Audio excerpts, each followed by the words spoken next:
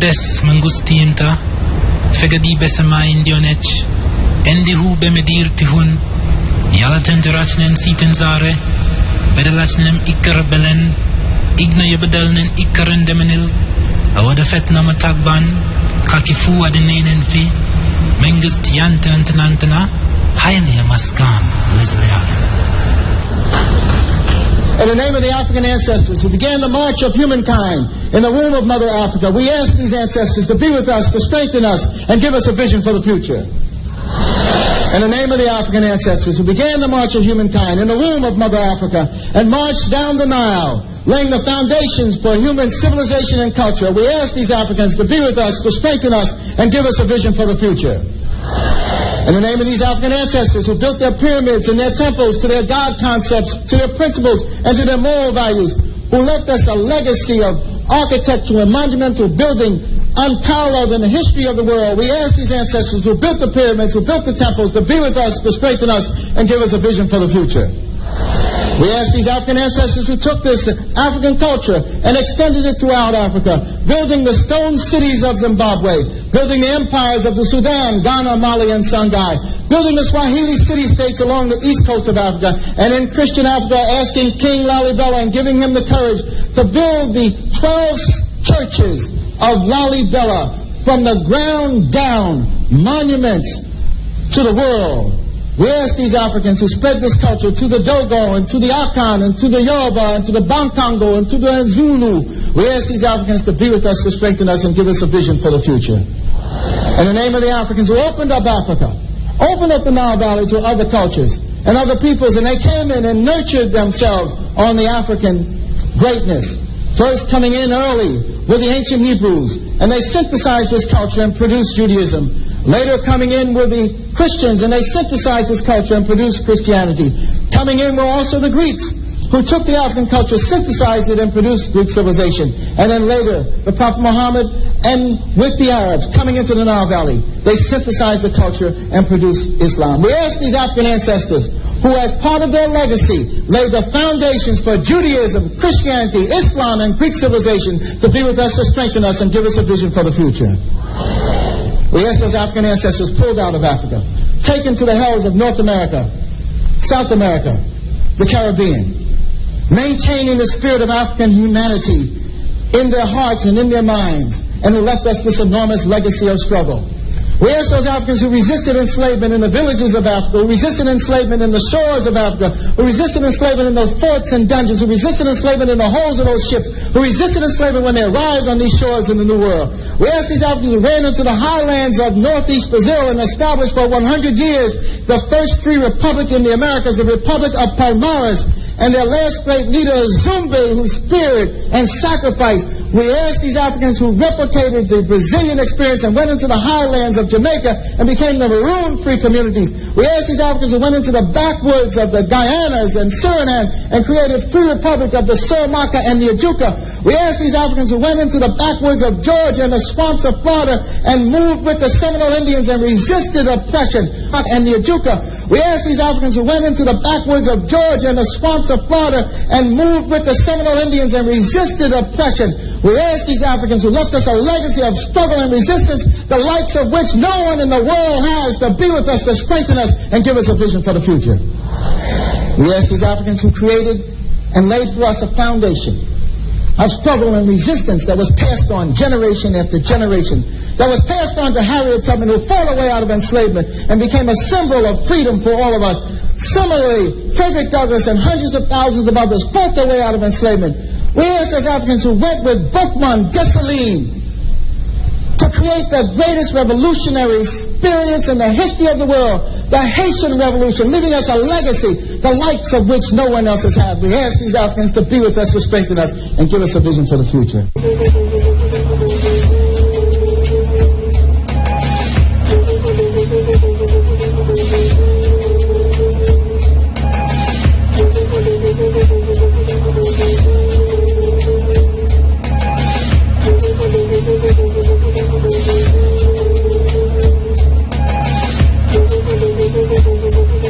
Each generation must, out of relative obscurity, discover its mission, fulfill it, or betray it. Each generation must, out of relative obscurity, discover its mission, fulfill it, or betray it. Each generation must, out of relative obscurity, discover its mission, fulfill it, or betray it.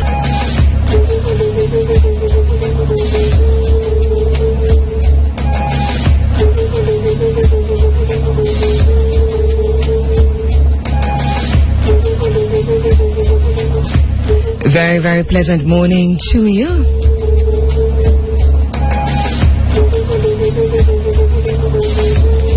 At 9 minutes now after 6 o'clock, you're inside of the Africa Forum. Running African, my name is Kabu. Maat, Kheru. My producer is Joy Morgan. We go through until 10 o'clock. That's when the Big A comes in with the Sunday Sunshine. Reuniting the African family for development is a vision of this program.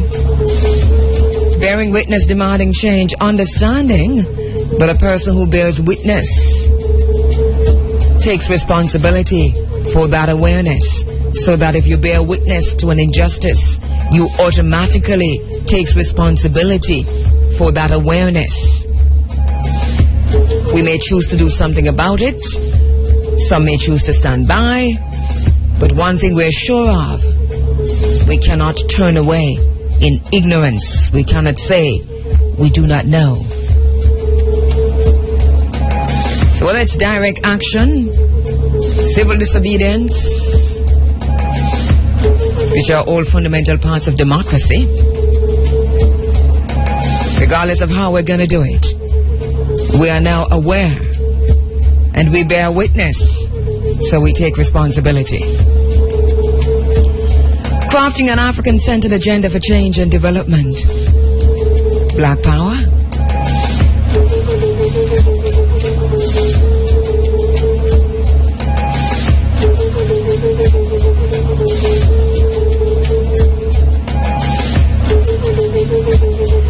And so we welcome those of you who are not convinced and you do not know and you have no intention of finding out that you're supposed to be oppressed, understanding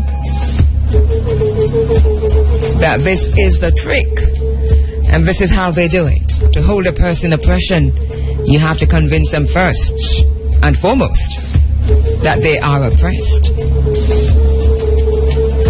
So whether it's through heavy taxation, or whether it's through miseducation, whether it's through denial of access to fundamental rights,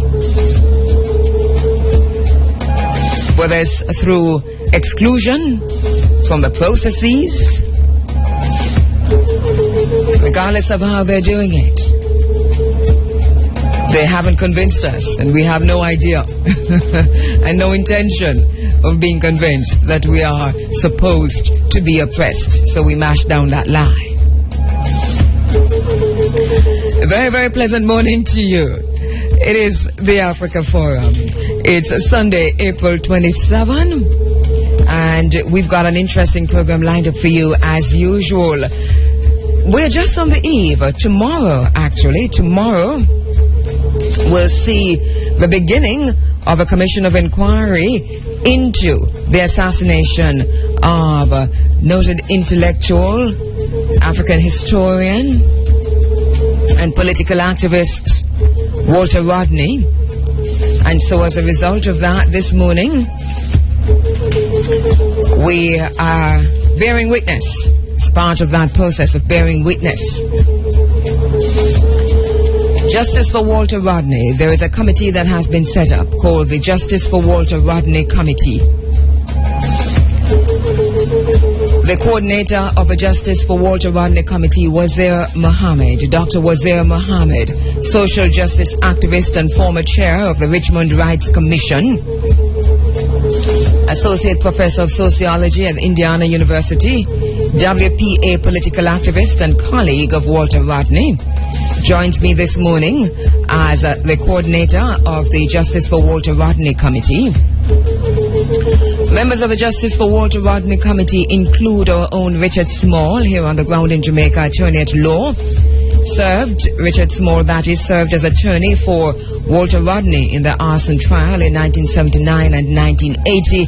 He joins me on the phone lines this morning also.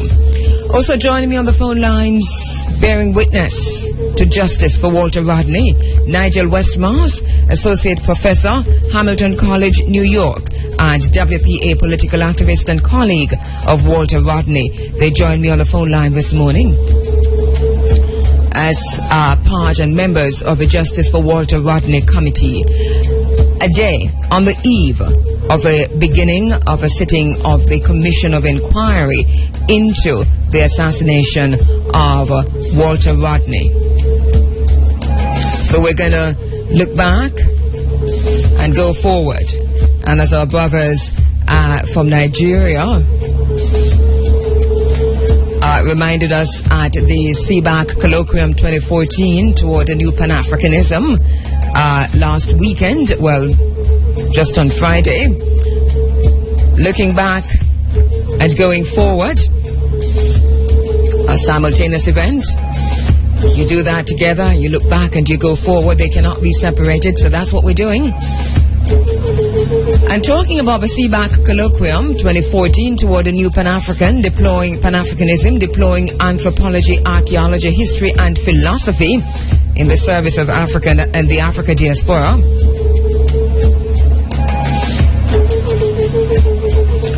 Professor Tunde Biwaji, Professor Ayatunde Isola Biwaji, joins me on the phone lines this morning.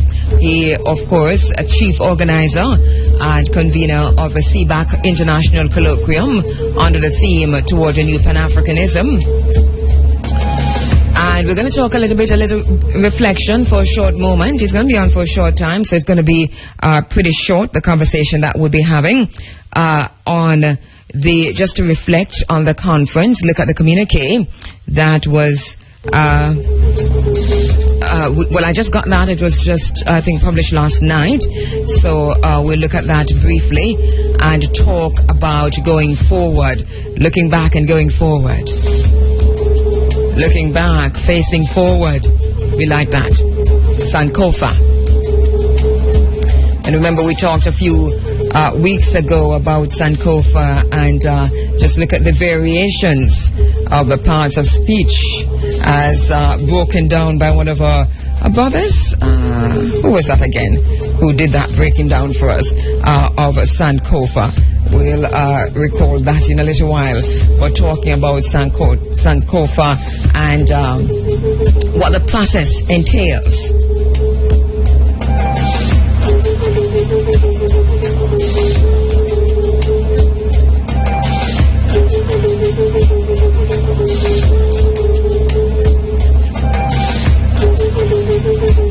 Also on the program this morning, 100 years of Garveyism. Talking about Mwalimu Marcus Messiah Garvey. We commemorate 100 years of the founding of the U.N.I.A. and ACL by Mwalimu Marcus Messiah Garvey, and we continue that conversation this morning with Muwarima Jeruba Kamau and Muwarima Jeruba Kamau. He was was elected second vice president of Division number 330 of the U.N.I.A. and ACL Rehabilitating Committee, appointed webmaster of the association website, and by 2001 co-founded the Marcus and Amy Garvey Work Study Group. He served as delegate to the 2004 International Convention of the Association and was assigned to the Elder Commemoration Committee, after which he actively began researching the lost and forgotten history of the U.N.I.A. And in 2005, He was elected president of the Washington Division, co-founded the Henrietta Vinton Davis Foundation, and co-founded the Universal Mwalimu Marcus Mosiah Garvey Day Tribute and Celebration. He also joined the executive board of the Amy Garvey Institute as Deputy Chancellor of Research, and by spring 2006 he became special delegate to the parent body in laying claim to the Isaiah Mota Estate in Belize, and by August earned the title International Organizer of the U.N.I.A. Our brother Juba Kamau actually is currently serving as the U.N.I.A.'s official historian and retains the international organizer portfolio. He also serves as a local organizer of the Washington Division, number 183. Additionally, he's a proud member of the Mwalimu Marcus Mosiah Garvey Institute in Chicago and the Mwalimu Marcus Mosiah Garvey Society in Raleigh. Mr. Kamau currently resides in Maryland. He's a husband and a father of 3. He joins me to look back, face forward to Sankofa, 100 years of Mwalimu Marcus Mosiah Garvey.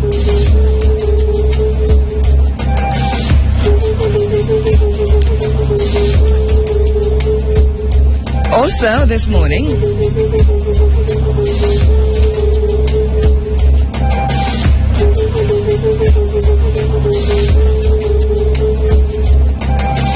want to stop briefly in Ethiopia to look forward to the exhibition that's scheduled for Ethiopia, the Majesty, Rastafari, the Majesty and the Movement. That exhibition is scheduled for Ethiopia, and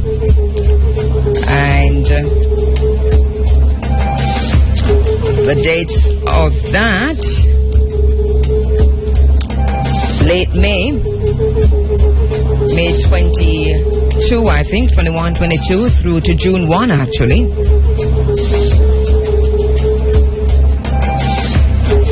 And so our sister organizer on the ground, one of the organizers on the ground, Dr. Desta Megu, chief coordinator and co-curator of Rastafari, the Majesty and the Movement exhibition from May 25 to June 25. Will be joining me live from Ethiopia this morning. Hey, things are really getting off the ground in Ethiopia. Just to let you know that the excitement is tangible, palpable. You can touch it with what's happening in Ethiopia. Also joining me from right here on the ground in Jamaica, one of the coordinators on this side, Dr. U.N.I.A, lecturer in the Institute of Caribbean Studies at the University of the West Indies, Mona. And he is particularly interested and will be speaking specifically to the conference. The exact date of a conference is May 24, and we're going to be talking about that. And it's a conference that is being facilitated by the Institute of Caribbean Studies, and that will happen on the ground in Ethiopia during the exhibition Rastafari, the Majesty and the Movement. Talking about the movement, it is Movement of African People, and the 11th International Roots Festival is on May 9 to 17 in the Gambia. International organizer of the Roots Festival and activist Maat joins me to talk about that and the group that will be leaving Jamaica in just a few days, actually to attend the Roots International Roots Festival, May 9 to 17 in the Gambia. In addition to that, we want to reflect a little and to look forward on the withdrawal tax. We're keeping our eyes and our ears glued to what's happening. We must commend the People of Jamaica who are bearing witness to an injustice, who have taken responsibility for that knowledge, for that awareness, and have chosen to do something about it. And a majority of us have chosen to act, not just to stand by, not just to turn away in ignorance. And there's much more to come, whether it is direct action or civil disobedience. Regardless of how we're going to do it, it's going to happen. As we take the power back, take back the power, black power, people power. We want to thank CVM for the clip which we're about to play later on in the program of an interview that my colleague and schoolmate Garfield Burford had with Portia Simpson Miller, the Prime Minister of Jamaica, just after the presentation, the budget presentation, I think, of the opposition shadow finance minister. So we're going to take that and talk about it a little bit. But we're keeping an eye on what's unfolding. Many commentaries we're hearing so far. We're also not surprised, not shocked, but disgusted by those economists who at one time appeared to be on the side of the people. And this is where Jamaicans, African Jamaicans, get fooled all the time. That is, partisan politics rears its ugly head in everything, even in economics. And that's why we need some barefoot economics around, economists around here. But so under the previous regime, the JLP, we listened, a lot of Jamaicans listened to economists talking about what was going wrong and what could be done and so on. And they appeared to have been on the side of the people. And many Jamaicans were fooled by that. Now, some of these economists turn out to be advisors, partisan advisors to the PNP. And once again, the economists, who we wish would be true of heart and true of voice, who we wish to be Maat Kheru, true of voice, are lying through every side of their mouths. And this should tell us once and for all that we stand alone, that we do this alone as a people collectively. Do you understand what I'm saying? By alone, I mean we the people, the collective, we the people, the African masses, we the people. Understanding that our interest should be first and foremost for us as a people, and that we do not honor or put our trust in those who would sell us again. So we bear witness to the falsehood coming from the economists. We bear witness to the selling out again of the Jamaican people, not just by politicians, but by economists. We bear witness to this injustice and we take responsibility for that awareness, so we're going to do something about it. We're not just going to stand by or turn away in ignorance. We know you because you've shown us your faces, and we should have known you just by listening to you. But for those who did not know you just by listening, we begin to know you more and more because you have now shown us your heart. You've shown us your faces. You've shown us where you stand and on whose side you stand. So we will not turn away in ignorance, because now we know. And once we know, we must act. Black Power.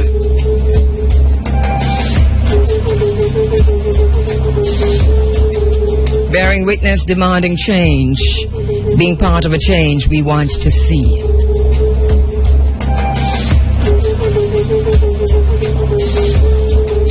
We understand that our Prime Minister has been made a citizen, honorary citizen of Ghana, and it seems as if she has accepted this.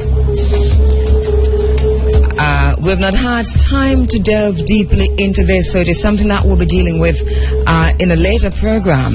But the question I'm throwing out there is, on whose behalf did she accept this honorary citizenship of Ghana? And we say to our brothers and sisters on the continent of Africa that you too will have to fall in line at some point. You too will have to understand at some point that it's a people of Jamaica, and in a lot of cases, yes, a critical mass, a small amount of just a handful, in a lot of cases, who are looking to Africa, who want to be citizens of Africa, who have been fighting since forever for dual citizenship. We talk about the work of people like Sister P and Sister Pachi and Sister Minnie and Rita Marley and so many others who have been saying to Ghana specifically and to West Africa generally and Southern Africa, let us talk about dual citizenship. And we talk about a government, a Jamaican government, whether it's PNP or JLP, the Portia Simpson Miller represents at this moment the government, who have not necessarily facilitated that ideal, that ideology, that wish, that willingness, that yearning of the people to be. We know we are Africans, but we've had a fight for the longest while with the governments of the continent, the different countries in Africa, in putting, even having dialogue, even having a sit down on dual citizenship. But now we hear that that has been given and most likely, I think, accepted by Portia Simpson Miller. I hope that she has accepted this on behalf of the people of Jamaica who have been agitating for citizenship of Ghana in particular for many, many moons. I hope that she has accepted this and that she said to those who conferred this upon her that I know I am not worthy of this because I have done nothing to further this. I have done nothing to deserve this. But because of my position, I accept this in the name of those who wish to return and to be dual citizens or to be citizens of Ghana, but also understanding that while I accept it in the name of those who wish to do so, that this then represents the beginning of a process of granting to Africans in Jamaica who wish to return to Ghana honorary citizenship, or whatever you want to call it, but citizenship.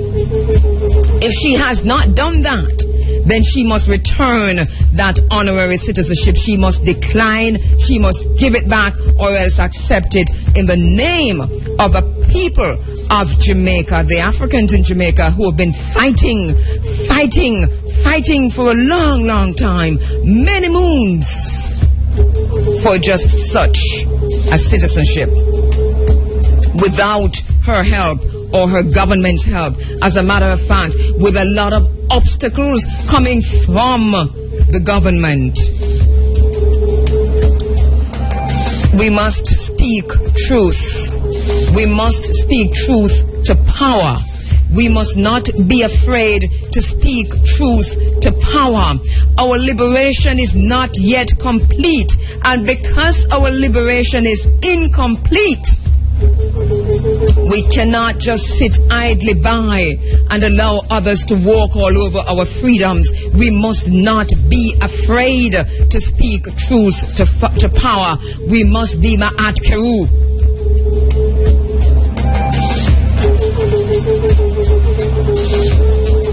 In the Medronet are the ancient Kemetians.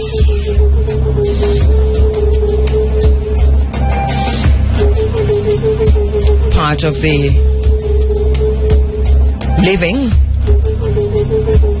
which include the transcending, was that idea of being weighed in the balance, the heart against a feather, the conscience against a feather. And this is where the biblical text draws directly from ancient Kemet, when it talks about you have been weighed in the balance and found wanting. And so the voice that would speak that, to put it simply, is called the Maat Kheru. And a lot of persons have been asking me about my own name, which is Kabu Maat Kheru. Probably now have a glimpse of the meaning of the name itself. It's not a separation, and we'll go into that at some time when it is more convenient, but I just thought I'd backtrack to that. Only the black woman can say when and where I enter in the quite undisputed dignity of my womanhood, without violence and without suing or special patronage. Then and there, the whole race enters with me. Only the black woman. Now, a black woman, Portia Simpson Miller, has been given the honorary citizenship to Ghana. She can say when and where she enters, and she can determine whether or not the whole race enters with her. So it's not a bad thing that she was given the honorary citizenship. I just need to know, and we need to know, that she understands. But as a black woman, she now is saying that she knows when and where to enter, and that she understands that once she has entered here in this space at this time and entered the continent of Africa through Ghana through an honorary citizenship, that the whole race enters with her, that she understands that responsibility.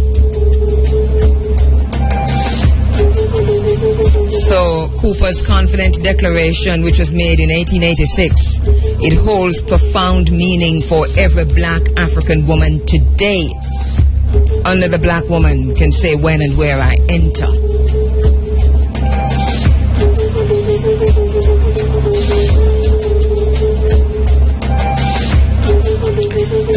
You're inside of the Africa Forum, Running African. We go through until 10 o'clock. We have lots and lots and lots to do and to talk about this morning. Let's take a quick break and we'll come right back with much more. Black Power. This requires some plain speaking, and for the sake of Africa, let us speak plainly. This requires some plain speaking, and for the sake of Africa, let us speak plainly. This requires some plain speaking, and for the sake of Africa, let us speak plainly. Now 6:37. Prime Minister, withdraw the tax. Withdraw the tax, or else. Prime Minister, withdraw the tax. Withdraw the tax, or else. I don't know how many of us even understand or begin to understand just how the withdrawal tax. We had a round of tax measures announced by the Minister of Finance, Dr. Peter Phillips, but there's one that is sticking out like a sore thumb, and I don't know how many of you understand how that is really going to work.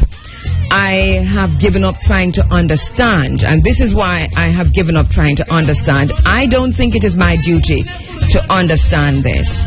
The Prime Minister does not understand it. The Minister of Finance does not understand it.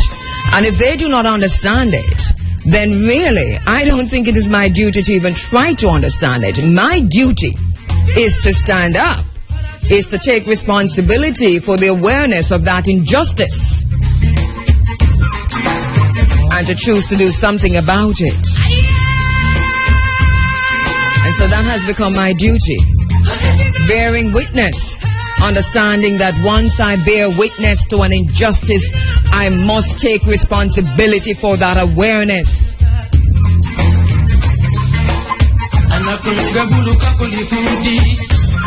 So an interesting thing has happened.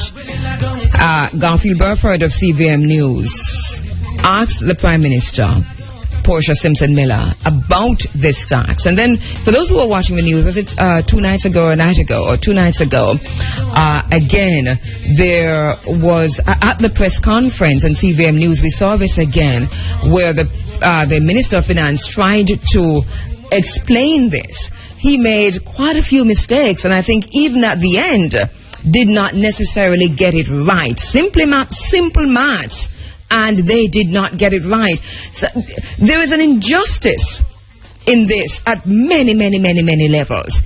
Let us listen to the conversation that Garfield Burford of CVM News, and we thank CVM for this clip, had with the Prime Minister about the withdrawal transactional taxes. Another special guest, the Prime Minister Portia Simpson Miller. Welcome. Thank you so much for joining us on CVM Television, Mr. Simpson Miller. It's my pleasure. All right. Prime Minister, your reaction to Mr. Shaw's presentation today? Well, he did what he had to do as opposition's spokesman, and I think that he made some suggestions that could be looked at. In particular, which one, Prime Minister?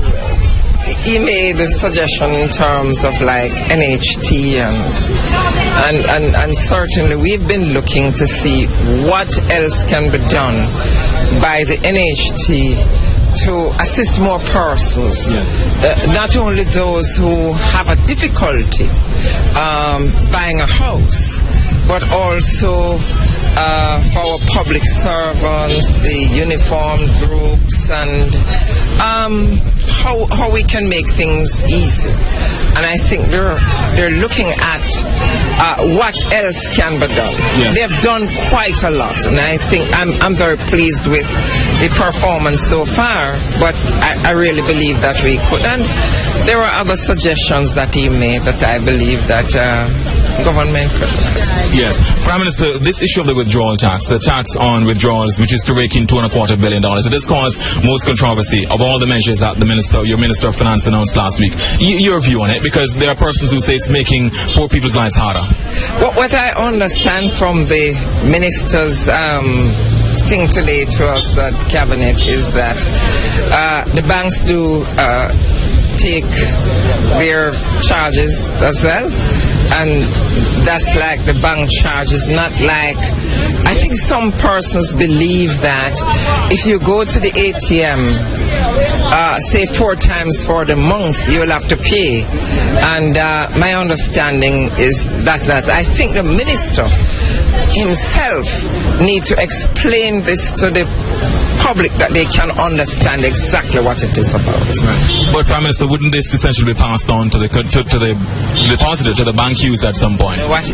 There's some confusion as to how this thing is going to be working, and that's why I'm saying I believe he should explain now, but he's going to do that at the closing. Right. But so you're saying, Prime Minister, that your administration won't withdraw this tax? No, I can't say that. I'm not saying that at all. What I'm saying to you is that he is going to be speaking to it when he closes the debate, and I don't really want to take away from what he will say then. All right. Thanks so much, Prime Minister. Really appreciate your time talking with us. All the best. Pleasure. All the best. All right. Thanks very much. You. Garfield Burford of CVM News there talking with the Prime Minister, Portia Simpson Miller. This requires some plain speaking, and for the sake of Africa, let us speak plainly. This requires some plain speaking, and for the sake of Africa, let us speak plainly. National Commercial Bank, NCB, says it will not be able to absorb the cost of the proposed withdrawal tax. Head of NCB, Patrick Hilton, says there would need to be a number of issues to be examined before the bank notifies the public of the new costs to be imposed on its users. IRFM News reported that Mr. Hilton is saying that the NCB is concerned about the tax, as according to him, it seems to be pinpointing the compliant taxpayers in the society, adding that while this is the easiest group to target, there should be equity and Jamaicans need to reject the idea. He stated that the tax will affect the bank's IT systems and operations from all angles, and those changes will come at some cost to the bank.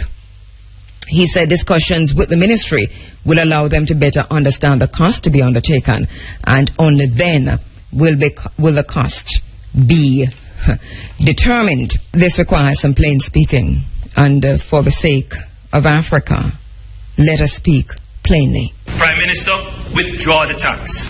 Withdraw the tax or else. All right, so we've been using a part of the speech from the leader of the opposition at his budget presentation, where he called upon the Prime Minister to withdraw the tax. We agree with that. Withdraw the tax.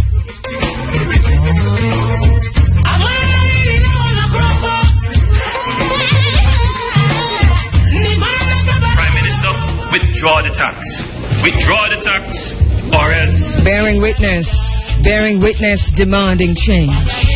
Prime Minister, you have been weighed in the balance and found wanting. A person who bears witness to an injustice takes responsibility for that awareness, for that knowledge, for what you've seen, for what you've experienced, for what you've heard. You take responsibility for that awareness. You cannot turn your back on it. You may choose to do something, or you might choose to stand by. You might choose to sit down. But I think that we do have to take a stance, even if we're sitting down. This requires some plain speaking, and for the sake of Africa, let us speak. A luta continua. Yes, the struggle continues. Lismatush in the Shaka. The struggle continues. It must continue, but we will conquer without a doubt. So when we say a luta continua, let us not just leave it there, because that's what we do as Pan-Africans. We talk about the struggle as if it is something that important, it's something urgent, and this is something that we're very happy to be a part of. No. We know the struggle continues. A luta continua. But Lismatush in the Mbile Shaka. The struggle continues, and we will conquer without a doubt. A luta continua. We know that. But a victoria is certa. The struggle will continue, but victory is certain. So it's a term that we're not just going to leave there. A luta continua, and you're happy to hear us talking about that. The struggle continues, and we wallow in the struggle, and the struggle becomes our friend, and we can't exist if we're not in the struggle. No. We fight for freedom. We fight for full freedom. We fight for liberation. We understand the Sima Tush in the Mobile Shaka, meaning that victory is certain. We will conquer without a doubt. In the vein of Shaka Zulu, in the vein of Jean-Jacques Dessalines, in the vein of Martin Delaney, in the vein of Henry Turner, in the vein of Mwalimu Marcus Messiah Garvey, in the vein of Kwame Asajifo Dr. Kwame Nkrumah, in the vein of Malcolm X, Stokely Carmichael Kwame Ture, Chancellor Williams, John Henrik Clark, Amos Wilson, Walter Rodney, Norman Gervin, Ivan Van Sertima, Bobby E. Wright, Khalid Abdul Muhammad, Jacob Carruthers, George G.M. James. In the vein of Queen Nani of the Maroons, in the vein of Hatshepsut and Zinga, in the vein of Yaya Kimpavita. A luta continua, Lismatush in the Mbile Shaka. The struggle must continue, but we will conquer without a doubt. So we say, even though we understand the concept of the two-headed monster, and we've been playing the clip from the opposition leader, we're not discriminating when we hear truth enough. Prime Minister, withdraw the tax. Withdraw the tax. Tax the rich. Tax China.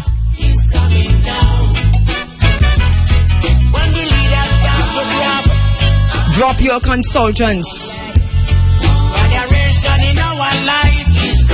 If it is constitutional change that we need, if it's change we need to the Constitution, then let's do that so that you can employ to your cabinet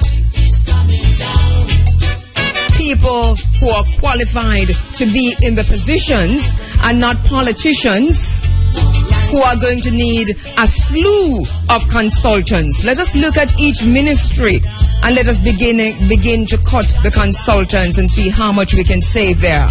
Let us see how we can tax China.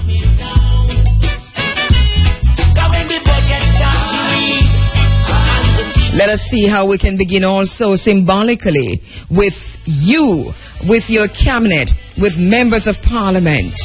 Let this be not just on the shoulders of the poor who can't take anymore.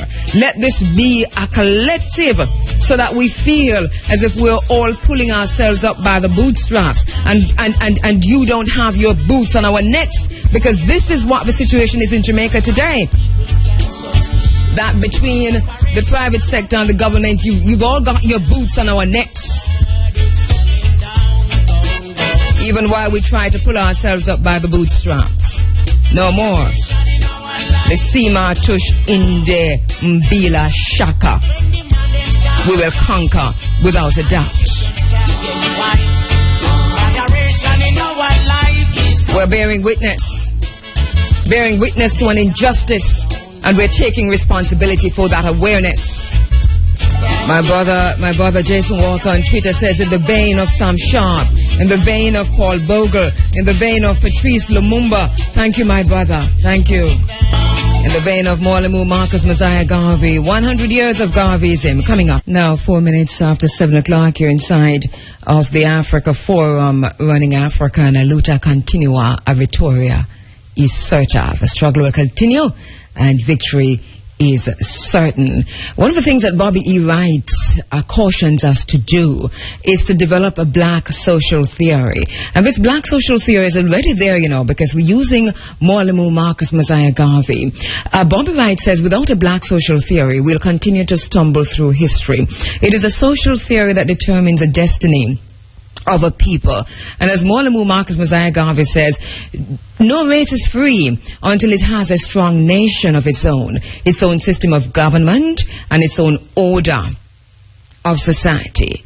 Don't think that if the Chinese or Indians get control of the world, your position, meaning the African position, will be better. All other races and nations will use you just the same as slaves and underdogs. The words of Morlemu Marcus Messiah Garvey for Message to the People. 6 minutes now after 7 o'clock. Want to go to the phone lines now and to talk about 100 years of Garveyism.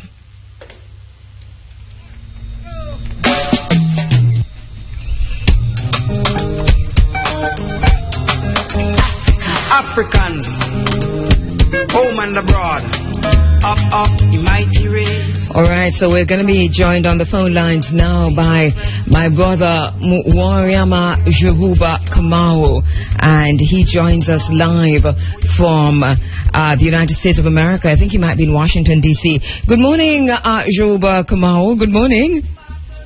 Good morning. Great Garvey Day, Sister Andrea, and the entire IREFM family. How are you doing? We're doing very well, my brother. Luta continua, a Victoria is certa. The struggle continues, yes, and victory certain. All right, my brother, very, very happy to have you online with us this morning. Where in the U.S. are you? Where am I? Out of Washington, D.C. All right. At 100 years of Garveyism, and we've been doing this for quite a while now. We intend to continue this through until July, as we get to July 20, from July 20, 1914 to July 20, 2014, of course, 100 years of the U.N.I.A. and ACL. We talked about yourself earlier as an international organizer and also the official historian of the U.N.I.A. What does it mean to be an official historian of the U.N.I.A.? Well, the official historian is one who maintains the archives, the records that we have, one who also is at liberty to speak on some of the little-known history of the Garvey movement. Many people know some of the general information, but a lot of information has been misleading, and I guess, in that sense, basically I'm entrusted with the responsibility of deconstructing the lies and reconstructing the truth. So I'm, the one who maintains a lot of the history.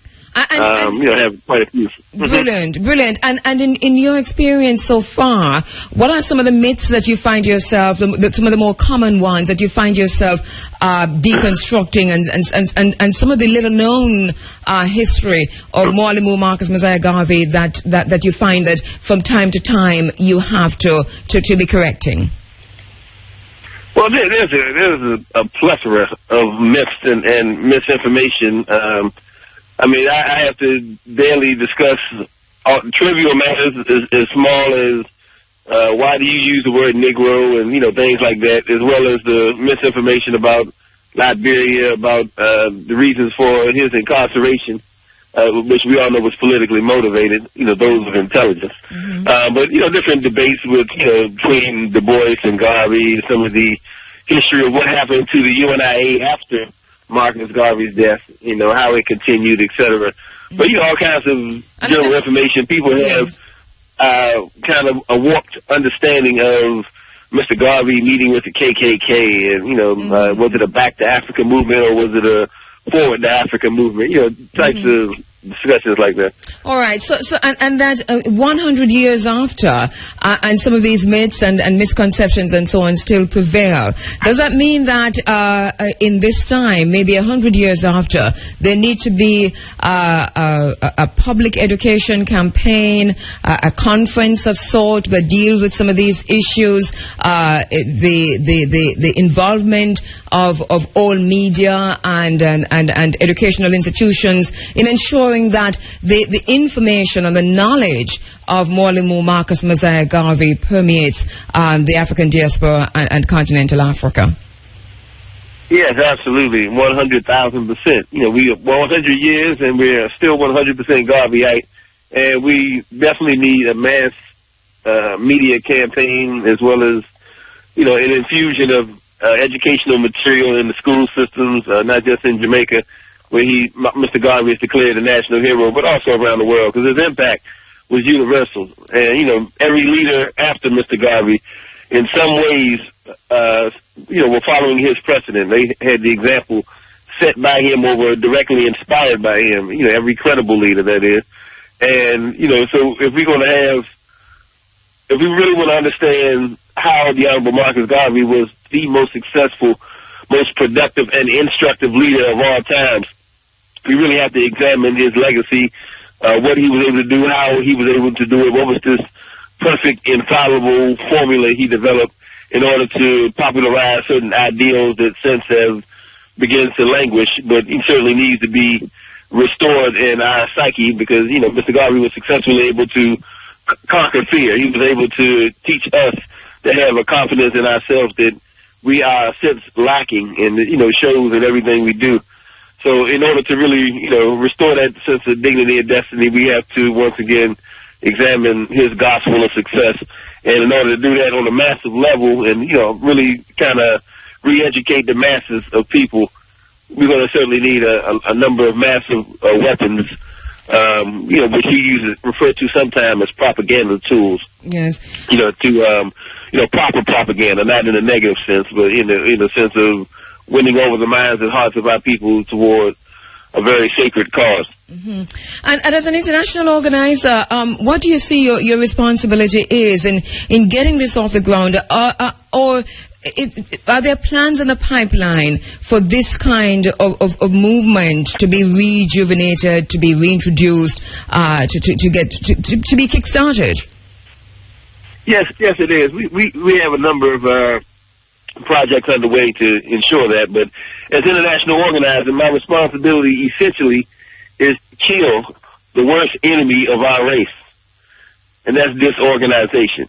The international organizer is somewhat of a diplomat, a traveling diplomat, kind of a secretary of state of sorts, and so my job is to represent the association on a number of important matters and traveling and kind of recruit the membership. And there's a number of plans, there's a number of tools, from the internet blog sites, internet radio. We have, publication that we're producing, and we have some speaking engagements, lined up, different parts of the country, the U.S. and abroad. In fact, I was just in Jamaica last year, and I will be coming back in August. And, I know our commissioner, who I'd like to recognize, the Honorable Stephen Golden, my brother from another mother. We call the consummate Garveyite, is over in Jamaica, and he's representing us well and, spreading the gospel of Garveyism, along with others who, I definitely want to recognize the lady president, Ms. Valerie Dixon, who's coming from Resource, who was doing a yeoman's job. As a matter of fact, as you mentioned Valerie Dixon, I saw her at the Pan-African Conference at the University of the West Indies, and she informed me that the mass meeting of the U.N.I.A. ACL is scheduled for May 4 at Liberty Hall, King Street, and that the guest speaker will be Cecile Johnson. And the topic she's speaking on is African development, main planner in developing the next generation of leaders for Africa and her diaspora. So that mass meeting is on May 4, Liberty Hall, King Street. Guest speaker, of course, is Cecile Johnson. So that there seems to be some kind of movement, and we congratulate Valerie Dixon for being the lady president this time around. There seems to be some kind of movement. Is there what's a membership like in the United States, and what do you know of on the ground here in Jamaica in terms of how people are mobilized to be part of the U.N.I.A.? Well, that is a formidable challenge, because what we're doing is we're in the process of revitalizing the largest and most ambitious movement in the history of the world. Mr. Garvey at his peak had 12 million people at his under his command in the U.N.I.A. He had the ships, the factories, the clinics, the restaurants, the newspapers, publishing companies. He was employing thousands of people around the world. He had millions of acres of land. There was a lot of projects going on. And for the movement, for different reasons, after he was successfully discredited and the movement decentralized, the movement went through a decline and what he called a second epic. And since that time, we have not been able to recover the prestige that we once had, the influence and the power to actually materialize some of the vision of the Honorable Marcus Garvey. So it's a serious job, despite having a number of people who are ideologically rooted in his philosophy. There are a number of people, even in Jamaica, who declare themselves Garveyites, but who are not part of the association, and that's a challenge to us to recruit some people to be active members of this confraternity, because Garveyism is rooted in Garvey's program, which is U.N.I.A. You can't really, I always say Garveyism is the manual. Why do you think that our car manual, and the program is the vehicle itself to accomplish what we will. Why do you think, my brother, that this is such a challenge to recruit even persons who identify themselves as Garveyites into the U.N.I.A. 100 years after? Yeah. Well, there are a number of reasons people give for not being an active member of the association. Some are personal, I don't like this person or that person, or some, like I mentioned before, I don't like the name and Negro, and, my, historic research has told me that we're Al-Kabalites, or we're Asiatic black men, or, some other designation, Moors, a lot of people have, kind of, certain pet peeves, or certain things that bother them that they don't like in this day and age, that they've gotten more culturally conscious. But I always say, some of these historical references and cultural preferences are going to be what actually undermines our effort to consolidate and organize into one racial empire. Because Mr. Garvey's philosophy was all about. And those seem to me to be very, very simplistic and superficial reasons. And I think that African people and Garveyites and people who are Pan-Africanists are deeper than that. It seems to me as if those are very superficial reasons if people are not members of the U.N.I.A. Are you sure that you're looking at this deeply enough, my brother, in terms of why there is this paucity of Well, that's what I'm saying. This is only part and parcel. There's millions of reasons, or I will call excuses, even Garvey have for not, wanting to join. Some try to form parallel associations, and some want to, take an aspect of Garvey's program. And it's largely because Mr. Garvey's vision, his comprehensive blueprint for black power that I call the U.N.I.A. was so vast and so deep that many don't really fully grasp it as well as they think they do. Many people extract from the whole and think that they can replicate his success aside from adopting the whole program and becoming an active member of the program that he envisioned and built. And by doing that, he do a disservice to the legacy as well as to the vision, because you'll never be able to accomplish what he did. You know, it's a saying that if you want what he had, you got to do what he did. But do we blame? If you don't use the same formula, you can't expect the same result. All right. So, do we blame those who are not members, or do we try to have dialogue, to have conversation? One, and then secondly, what kind of research has the U.N.I.A. as an organization done among Pan-Africanists, among just people generally, to determine how the U.N.I.A. can move further in terms of membership and so on? Has any research been done in that regard? And do you think that there is need for that kind of a survey among, let's start with Pan-Africanists, among those who identify themselves as Garveyites, to see where the disconnect might be and how to move forward? Well, a survey would certainly be welcome. I wouldn't oppose it. I may not be the one that actually drafted it, but certainly, from numerous dialogue over the years that I've had in and around this subject, I have a good idea of how to communicate effectively to some people in order to encourage their joining the association.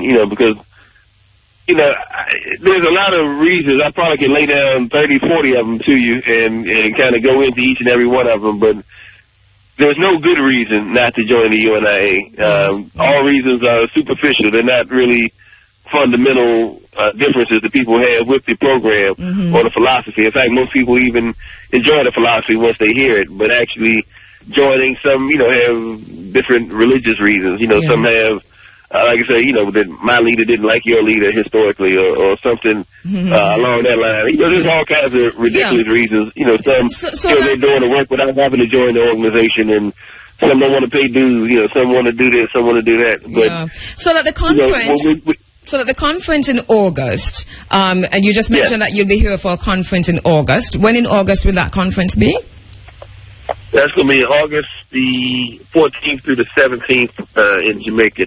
That's going to be the international convention that we're going to be having in Jamaica. All right. So the international convention of the U.N.I.A. will be held in Jamaica next year, August. Yeah. All right. And you'll be here for that. And can you give us an... Sorry? Sorry, this August coming. And so that... Right. Give us an idea of what is expected to happen at the conference, what the theme is, who are the participants, and so on. Well, right now, some of the actual, the evening events, the mass meetings are still being finalized. There's going to be definitely a speaking tour throughout the island, a number of different visits and stops that I'm arranging now to make, as well as the President General and the potentate and some of the other officers who will be coming in from all over the world. We are expecting, to have a number of announcements, about the new Liberty Hall in Jamaica and some of the work being done with it. We're having, definitely going to have a Marcus Garvey Award again, which you were one of our 2009 recipients of the Marcus Garvey Award for journalism. My brother, that since the last time we spoke, you've been very, very well informed. Well, thank you. Yes. And there's a lot, as a matter of fact, this is one of the myths and misconceptions surrounding me in terms of my inability to collect that awards. I probably should just clear that up right now, that I asked my sister, thank you very much, Dr. Sonia Stanley-Naya, who, because we had a conflicting Garvey event, Morley Marcus Garvey event, I could not be there to pick up my award myself, but my sister Sonia Stanley-Naya did, and we talked about what she was going to say. And she did thanks on my behalf. So let me just thank her again publicly. I have heard from my sister Valerie Dixon that or Javaria, one of those of U.N.I.A, that I did not say thanks for the award, and that shocks me to the core. I don't like awards, my brother, but I do get them. And so I thought I needed to clear that up, especially because you mentioned it, and we have spoken many times, and you had mentioned it before. So go ahead, yes. Yeah, well, we certainly want to recognize those who make distinct contributions to our racial history. Yes. And you were certainly doing that. And, although you may not do it for the glory, this is a thankless job. This is a job that, you do a lot and expect very little. So, whenever we can, at least amongst peers and co-workers of this cause, can, rub our back and say, hey, job well done. It's important that we do that. But yes, we have a lot of plans for August. I'm also personally, as international organizer, planning afterwards to go to Costa Rica for the August 31st celebration, which some people refer to as Negro Day or Independence Day. Yes. But it was actually one of the days designated by the 1920 U.N.I.A International Convention as the International Day for our race, a day that's not really celebrated like it ought to be, as the red, black, and green flag and other implements from that convention were celebrated. So it's something, that's part of the restoration of, Garvey's program and philosophy globally. A lot of people don't know much about the man or the plan. So, once we expose them to the man, it's that much easier to expose them to the plan. And the plan is very simple. Mr. Garvey summated his philosophy, race first, is saying that in a world of wolves, it's best to go armed, but one should go armed. The best defensive weapon within reach of the first race is to practice the race first, or something like you were alluding to before I came on the show.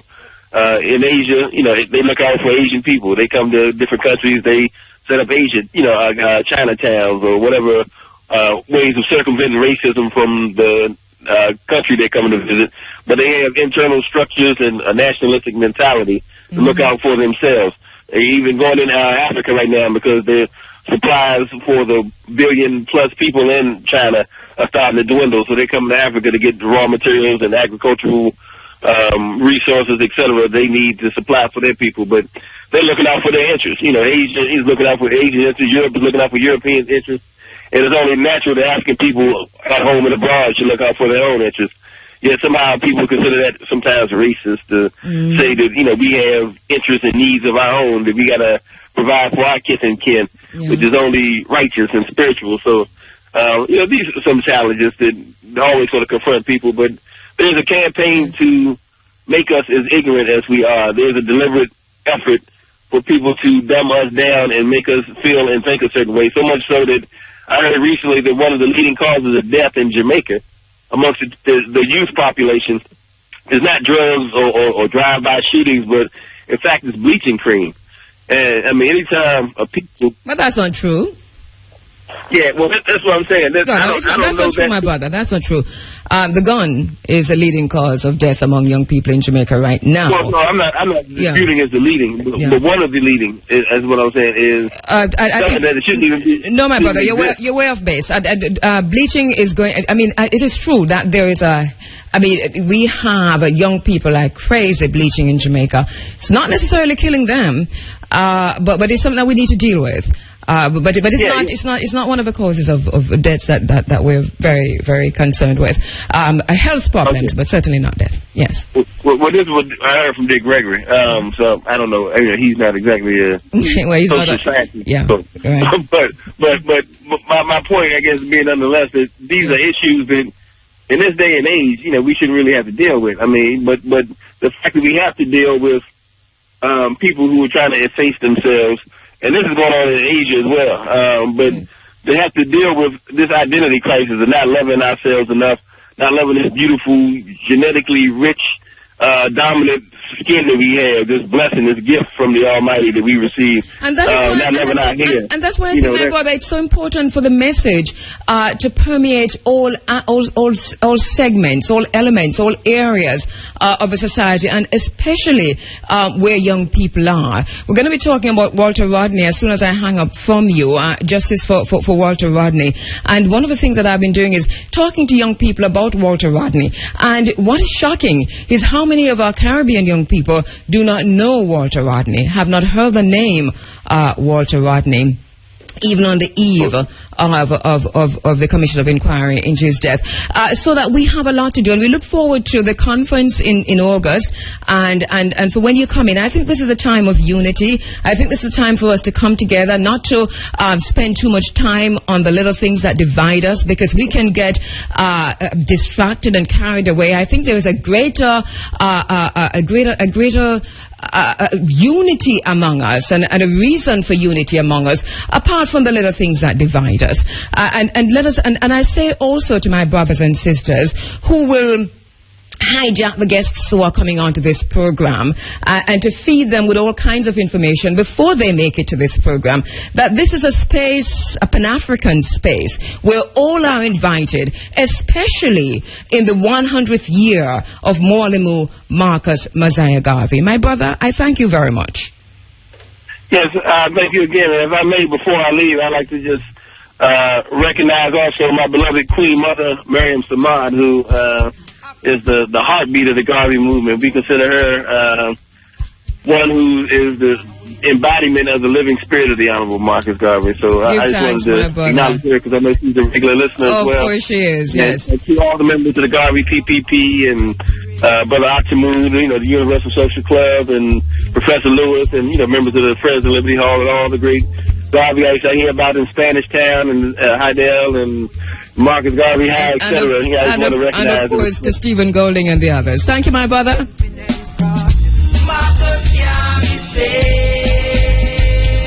Let us try and do this. Let's try and do this. Unity is the only accepted goal. We've got a lot of patience, and we will do what we have to do. But let's be careful, my brothers and my sisters, about how we try to divide each other.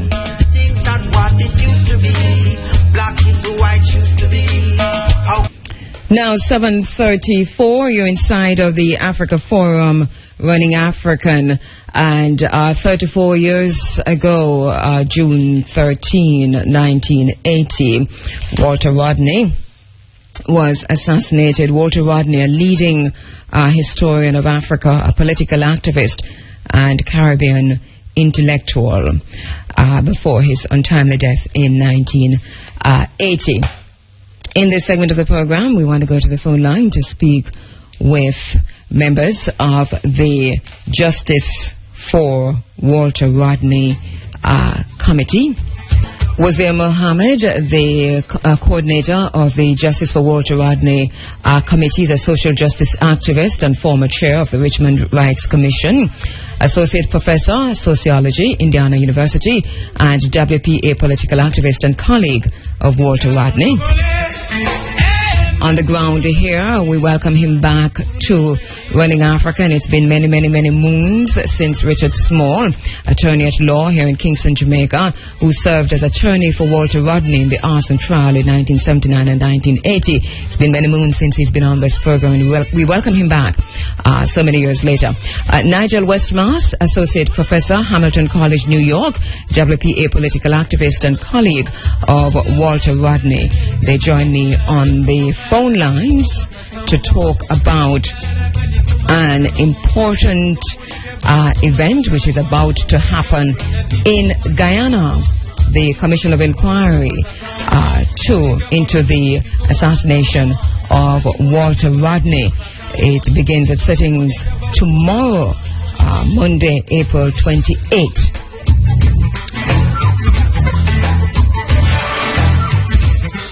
So we're standing by to speak with our very special guests. about the reason for the formation of a Justice for Walter Rodney Committee to look at the terms of reference of a Commission of Inquiry, to look at the concerns of a Justice for Walter Rodney Committee, and of course to bear witness. Because when you bear witness, you take responsibility for that awareness.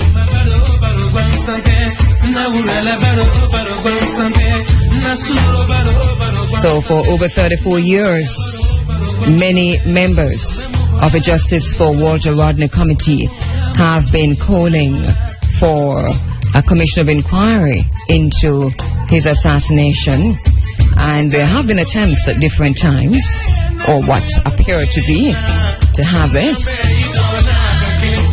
But it seems as if it's just getting off the ground, and in Guyana, beginning tomorrow, the Commission of Inquiry begins its sitting. The Justice for Walter Rodney Committee do have quite a few issues, and they are saying, and we should say we are saying, myself as a part of a Justice for Walter Rodney Committee, that we're bearing witness that this Commission of Inquiry is fair, transparent, and that it honors the memory of Walter Rodney.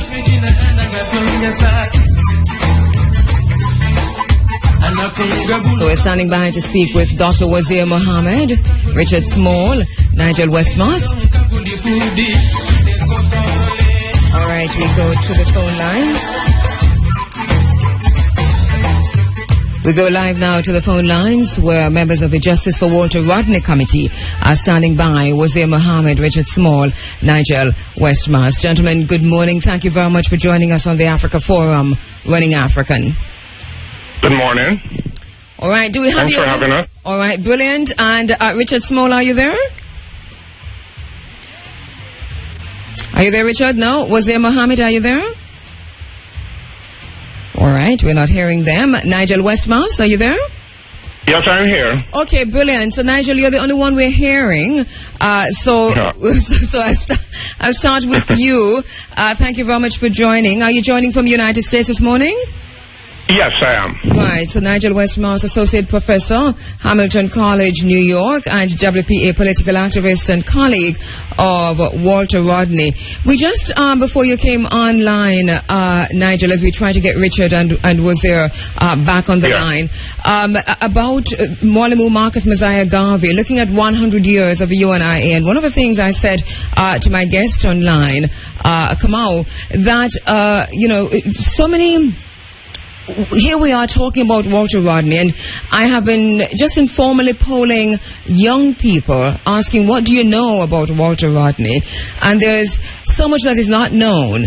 So many of our young people do not know Walter Rodney. And so we don't want to be talking over their heads this morning, because we have asked them to be in this space.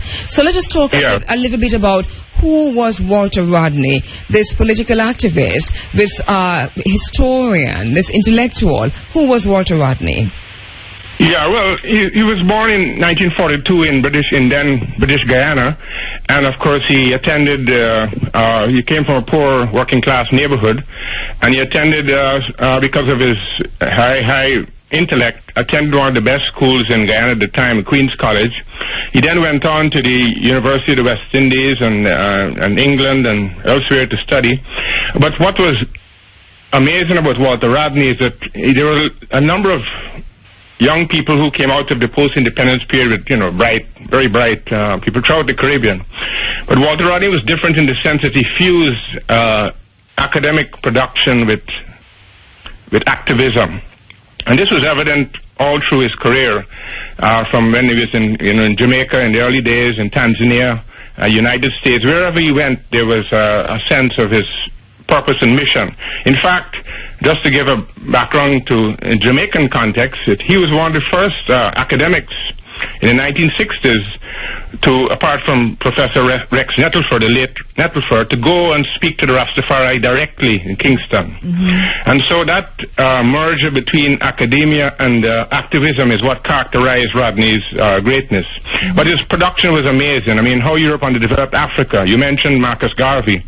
He kind of took that lineage of Marcus Garvey and brought it and deconstructed how much money Europeans produced out of Africa during their long period of colonization, both the active one with the slave trade and then the other one when they took over directly after the Berlin Conference took over the continent of Africa. Yes. Are you still there? Yes, listening intently. And so that aspect of Rodney, how Europe developed Africa, the history of the Ghanaian working people, his activism in Jamaica, then his expulsion from Jamaica in 1968 because of his work among the students and Rastafari, and then his return to Guyana in 1974, 70, and then his work in Guyana during that period when he opposed the then Forbes-Burnham regime. And now in the context of Guyana, it's very important to understand another aspect of Rodney, not only his Pan-Africanism, his activism of the working people in any part of the world, but in the context of places like Guyana and Trinidad and Tobago, where there's a multiracial peoples, Amerindians, Asians and Africans, people of African descent. Rodney inserted himself into a context where the traditional thing to do was to cleave to your own. And he tried to develop, along with the Working People's Alliance, a multiracial platform for struggle. And it was quite successful in opposing the Forbes-Burnham regime. He brought blacks and Indians together for the first time, perhaps in history, except for a brief period in the 1950s when there was some partial unity between peoples of Indian descent and African descent in Guyana, and then British Guyana. Yes. So, in complete, the complete package is that Walter Rodney was a scholar activist of great proportions, and that he touched places in Africa, United States, Jamaica, the Caribbean, Trinidad, of course Guyana, and Tanzania and elsewhere. Wherever he went, his lotus, his leitmotif or his activism was directed strictly at the working people, his anti-imperialism, and of course the necessity for peoples to unite against systems of oppression, whether historical or contemporary. And so now, even as we talk about a commission of inquiry, and this is jumping ahead into the killing, into the assassination of Walter Rodney, a call. This call has been going for 34 years. The voices have been raised for an investigation into his assassination. I want to talk a little bit about what led up to his assassination before we talk about the Commission of Inquiry, Nigel. But my producer tells me that I should go for a quick break and see if we can correct the situation where we don't have Richard and Wazir Mohammed online. So let me do that. Hold the line for me, please. Okay, will do. Now, 7:45, and we're just trying to correct our phone line situation to ensure that we get all of our guests in on the line. Wazir Mohammed, social justice activist and former chair of the Richmond Rights Commission, also associate professor sociology, Indiana University, and double PA political activist, also a colleague of Walter Rodney, and our own Richard Small on the ground here, attorney at law in Kingston, who served as an attorney for Walter Rodney in the arson trial in 79 and 80, and we want to talk about those trials with Richard Small. So let's try and fix this, and we come right back. We're trying to correct our phone line situation, and we should do that shortly, looking at Walter Rodney and speaking to members of the Justice for Walter Rodney Committee. And in the meantime, to our listeners on the internet at irfm.net, welcome to the program. Thank you very much for your tweets and your texts and your messages and so on. We're tweeting to make this a trend on Twitter, hashtag Justice for Walter Rodney. Hashtag Justice for Walter Rodney. Can we tweet that and have our those who are following us on Twitter retweet that? I'm going to do that myself right now. Hashtag, I've been doing it since last night, but hashtag Justice for Walter Rodney. Let us make this a trend on Twitter throughout the Commission of Inquiry. It is one way to use the social media to draw attention to what's happening, to bear witness. So hashtag Justice for Walter Rodney. If you're following me on Twitter at Kabu, K-A-B-U, Maat Kheru, Right, so if you're following me on Twitter at Kabu, Maat Kheru, Kabu, Maat Kheru, then retweet, because I've just tweeted that, hashtag Justice for Walter Rodney. Hashtag Justice for Walter Rodney.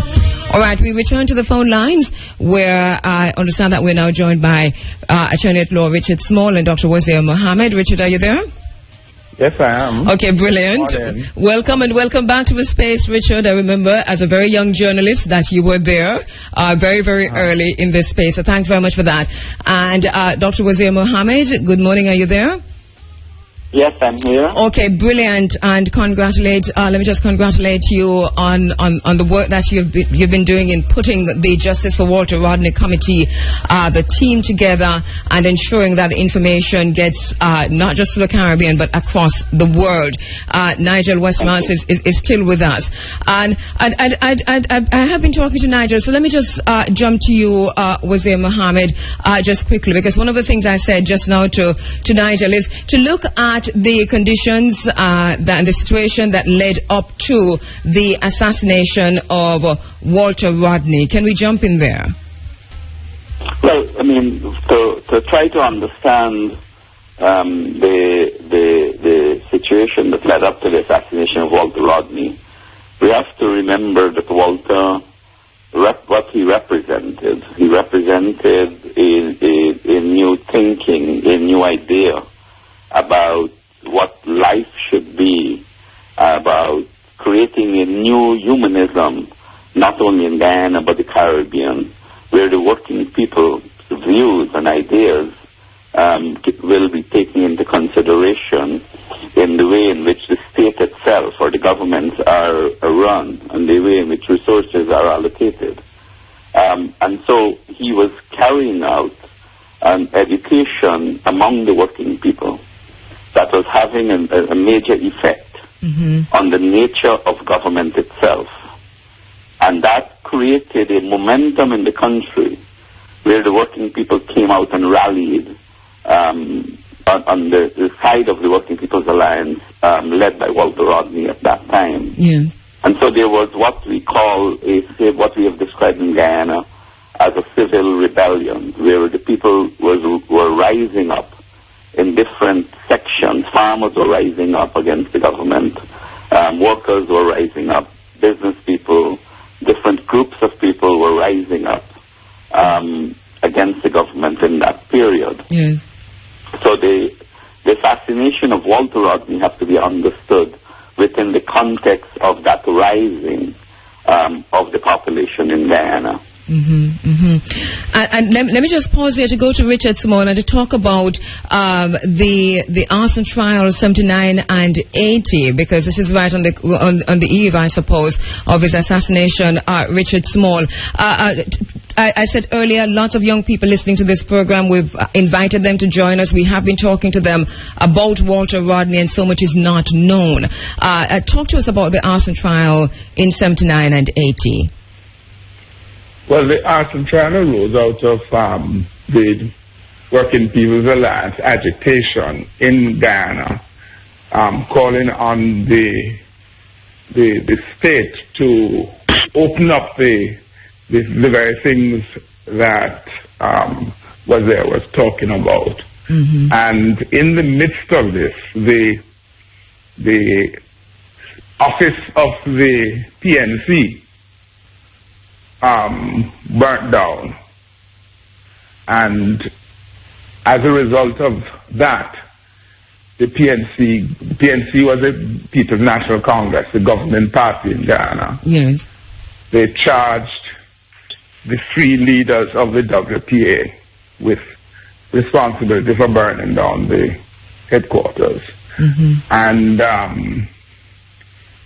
that trial was in progress. That in actual fact, it was a preliminary examination leading up to decide for the magistrate to decide whether or not there should be a trial. Yes. And it was in the process of that, in fact, Walter was assassinated by agents of the state. And they then continued the preliminary examination against the other two leaders. of the WPA, and eventually the magistrate ruled that there was no case that they had at all to answer and discharged them. And was there now, since you sent out these letters and you coordinated the Justice for Walter Rodney committee, right on the eve now we're understanding tomorrow the sitting begin of a commission of inquiry. But calls have been made over the years for an investigation, for a commission of inquiry into the assassination of Walter Rodney. How do you think this time is different from the other times when there were attempts made? Well, this is different because it is the first time that a government of Guyana has jumped in and have actually established a commission of inquiry under the Constitution and the laws of Guyana. This all began to take shape in 2005 after we had the 25th anniversary commemoration in Guyana, and a parliamentary motion was passed to authorize a commission of inquiry. So this was in the making for a while now. Why is it different? It is different because, remember, the state, since 1980, the government has refused or turned a blind eye to the fingers that were pointed at Sergeant Gregory Smith, who was a member of the Guyana Defense Force, who was involved in the assassination, and Donald Rodney, Walter's brother, had pointed a finger at Gregory Smith. The police forces and the state agencies since 1980 has turned completely shut out any attempt to bring Gregory Smith to justice, fully well knowing that Gregory Smith was in hiding in Cayenne. So this inquiry, as part of its terms of reference number 3, says to the Commission that they are to specifically examine the role, if any, which the late Gregory Smith, Sergeant of the Guyana Defense Force, played in the death of Dr. Rodney. Yes. So this is why it is important, because the role of Gregory Smith will now be investigated for the first time in an official capacity. Yes. In the inquest that was held under the Burnham government, Gregory Smith was not examined because there was never any attempt by the state to examine Gregory Smith. Nigel, Wazir talked about the terms of reference. Is the Justice for Walter Rodney Committee comfortable with the terms of reference of the Commission of Inquiry? Well, not really. The several voices in Guyana have expressed concern, as Wazir mentioned. This Commission of Inquiry comes at the tail end of a number of attempts by the WPA and others to hold international inquiry. But coming at when it is now in 2014, there is still, because of the way in which it was established, still some concern about the terms of reference. And organizations like the Guyana Human Rights Association have said that they are not satisfied. The Working People's Alliance have said that they wanted to, they wrote to the President asking for expansion in some aspects of the terms of reference. So there's still some controversy, but obviously the Commission is going ahead, and the WPA has authorized its members to, it's given the freedom to its members to participate in spite of the limitations. And so there has been a number of submissions made by overseas and local witnesses, so to speak. And tomorrow, some of the, I think Karen D'Souza and others will be giving their testimony. And we're still to work out, for example, and Wazir, I think, hinted at this, that one of the pressures placed on the Commission by the Justice for Walter Rodney Committee is for it to be very, very, not only internationalized, but very democratic at the local level. In other words, giving access to people out of the town, yes. People at Linden and Berbice to either to facilitate their participation by going to those areas or paying for their transportation to come to the commission. And of course, there's another call too for it to be televised, not only locally but also internationally. And I think some of that has been agreed to. So there's a lot of work to be done, but there's still some concern. And the concern has to do, of course, with the traumatic political and social developments in Guyana over time. I mean, a new government came into power in 1992, democratically elected, but in Guyana, democratically elected does not mean necessarily that democracy transfers to everyone. And so there is some disagreements and by opposition parties about the nature of this current government. Not to say that this government is in any way involved in the assassination of Rodney, of course not. But the way in which they have dealt with not only the WPA but the opposition over that period has left a lot to be desired. So there's a lot of complications arising out of the formation and production of this Commission of Inquiry. And talking about that, Richard Small, what can you tell us about the commissioners? You know, here in Jamaica, we are more or less jaded when it comes to commissions of inquiry, and we tend to look closely at commissioners, given our own experience. And the Linden Commission of Inquiry, for example, that took place in Guyana recently, still conversations regarding this. What can you tell us about the commissioners, Richard? Well, there is a woman, Jackie Samuels Brown, who is a Jamaican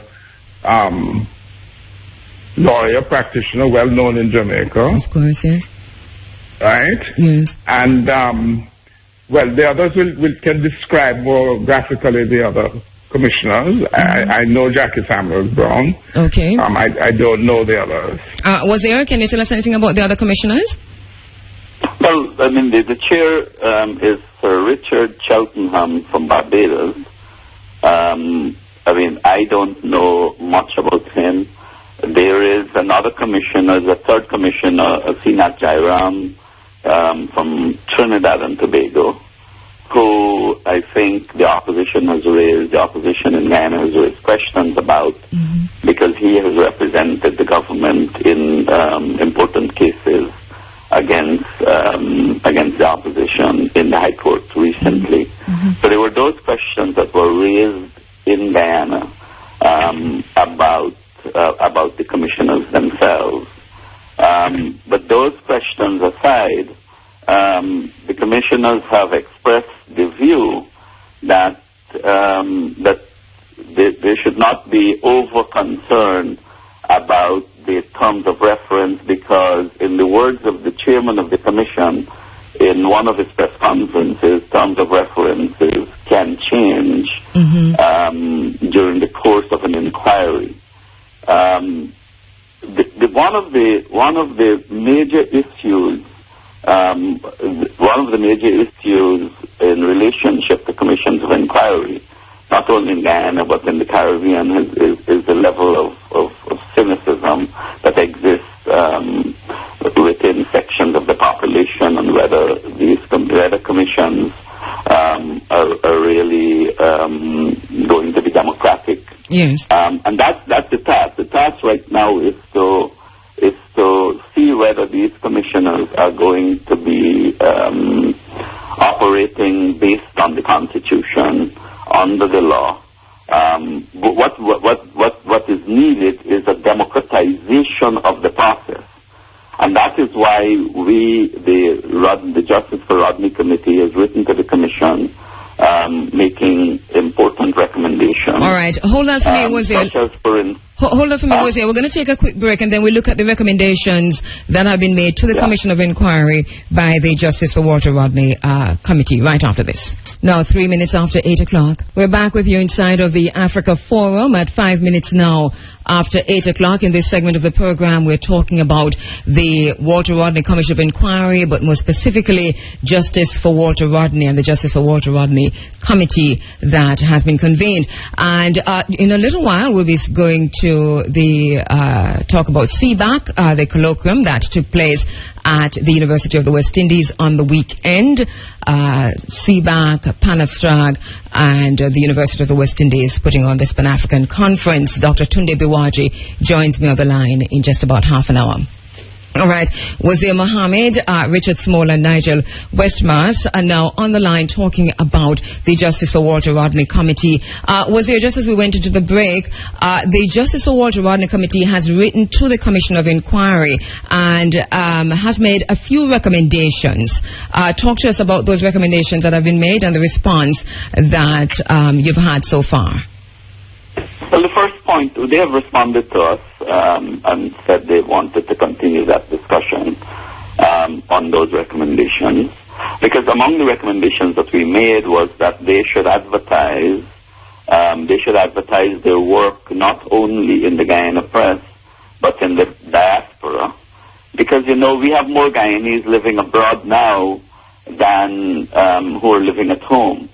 And, there was a lot of migrations, and so we have Guyanese colonies or Guyanese enclaves in New York, in Toronto, in London, in Suriname, in Venezuela. And a lot of those people would need to know about this process, because they would be the people who can intervene and give evidence. But first of all, you have to get the information to them. Yes. So we advised the Commission that they needed to advertise in the press in those areas outside of Guyana. We also advised the Commission that they needed to have hearings in different areas of Guyana. So that, because remember, this was a civil rebellion in which Walter Rodney was involved. It was the working people who were involved from all these communities. And they need to have access to the Commission, and the Commission has to enable that access. And that is why we asked that there be hearings in the outlying districts. Yes. We also recommended to the Commission that they should schedule hearings, at least one hearing in North America, a hearing in Europe, probably in London, a hearing in Trinidad, in the Caribbean, either Trinidad or Barbados or a convenient place in the Caribbean, so that people can have access, because, and the reason for this has to do with the level of migration out of Guyana in that period and after that period. Mm-hmm. And a lot of the people who should testify or bring evidence before this Commission of Inquiry would be living abroad. Yeah. And so the Commission has to take that into consideration. And then last night we sent a letter to the Commission to saying, look, we are wondering whether the Commission has considered the issue of witness protection. Because in an inquiry like this, witness protection is important. And then we made other recommendations, because we believe that a commission such as this should have the research capability. Because remember, we did not have a free press in Guyana at that time, in that period. Yes. And so we relied a lot on reporting from the Caribbean Contact, the Catholic Standard, a number of press agencies. And so we asked the Commission to investigate the press reports that was carried in the Caribbean Conference of Churches newspaper, the Caribbean Contact, the Catholic Standard, and a number of these agencies. Right.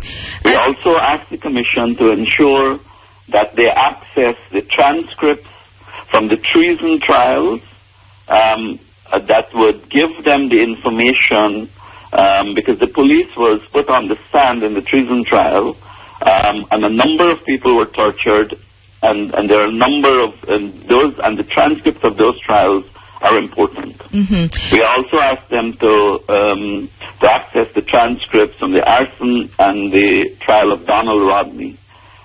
These are very important things. Yes. And then we asked them to invite observer groups to observe the process of the Commission. This is very important. We would like to see the Caribbean Bar Association, the Guyana Bar Association, the Guyana Human Rights Association, human rights groups from around the world, the British Parliamentary Human Rights Group that observed, that had sent observers to the arson trial, to the 1980 elections. We would like to see a number of observer groups. We would like to see them invited and asked to pay attention to this process.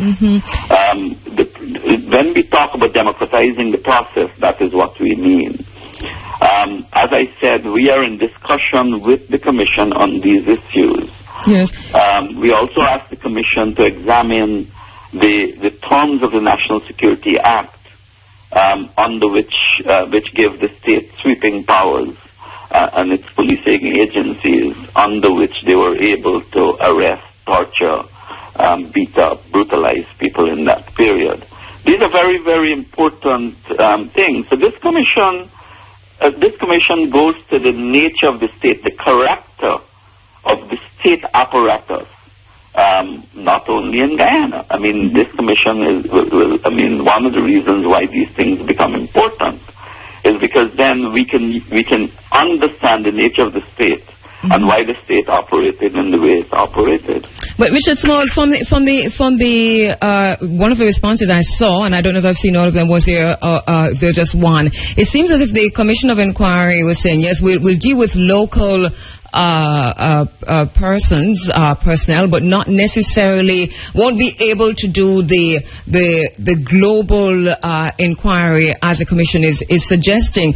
So that, Richard, if this does not happen, what does that mean for the Justice for Walter Rodney committee in terms of the aims to ensure that this commission is fair, that it's honest, and that it is transparent, and that it honors the memory of Walter Rodney? Well, I haven't heard that they've said that. Perhaps Wazir can comment on that. But I know that there are people who are coming from abroad. For instance, U.S. is coming from the States and is going to give evidence before the Commission. And I am aware that they have made some attempts to get other people from abroad. But maybe Wazir can comment on whether they have in fact said what you said they said. Right. Wazir, am I wrong here? Did I read wrong in that they've said that they would not necessarily consider the global commission inquiry that? Yeah, they have said that they're not at the moment considering hearings outside of Guyana. We are hoping that would change. And we will continue to press for that to change. Because for this commission and its, whatever recommendations or whatever findings it come out with, for it to become acceptable, they will have to prove that they've gone to the length that they need to go, to conduct this inquiry, as an open process. And so we would have to, I think that over the period, we would have to continue this discussion with them and help them to see that they need to meet people abroad. You see, this commission and the work is being examined. I mean, when you look at the membership and the people who are supporting the Justice for Walter Rodney Committee, I mean, there is already the Kenyan, the president of the Kenyan Supreme Court, Dr. Willie Mutunga, I understand, has already written to the commission saying that they are paying attention to the work of the commission from as far away as Kenya. So there are people all across the African continent, people across Europe, they're interested in this process. And so we are hoping that the commissioners would understand that Walter Rodney was not just a local figure. He was not just a figure in the Caribbean, but he was a global icon. And that the commission needs to meet the request of people to extend the boundaries of its hearings so that people in different parts of the world can be accommodated. And at the moment, Nigel Westmas, the Justice for Walter Rodney Committee has people from all over the world, as we heard Wazir Mohammed mention just now. What would you want, even for now, those persons who are listening to this broadcast on the internet at irfm.net, on their Android and their iPhone apps, and wherever they are on the 107s across the world, what do you want the listeners to take away in terms of their own activism, what they can do, how they can support the Justice for Walter Rodney Committee, how they can be proactive in ensuring that there is justice for Walter Rodney? Well, first of all, I should start by saying that the people who have been working hand in glove with the opposition in and out of Guyana, the family who made the plea for justice for their husband and father should be in people's thoughts at this time. Secondly, in terms of the widening of the readiness to assist the work on Commission of Inquiry, I think that, you need to take into account the political culture of Guyana over time. That it's been how many years now? It's been 1980 since Walter was assassinated. 34. There's been no justice. Yes. From since then, there have been a lot of calls for opening up of inquiry, not only for Walter Rodney, but, for Patrice Lumumba and others, for the Chilean people who've been killed. So justice is a thing which can be given, but it also has to be linked to reconciliation.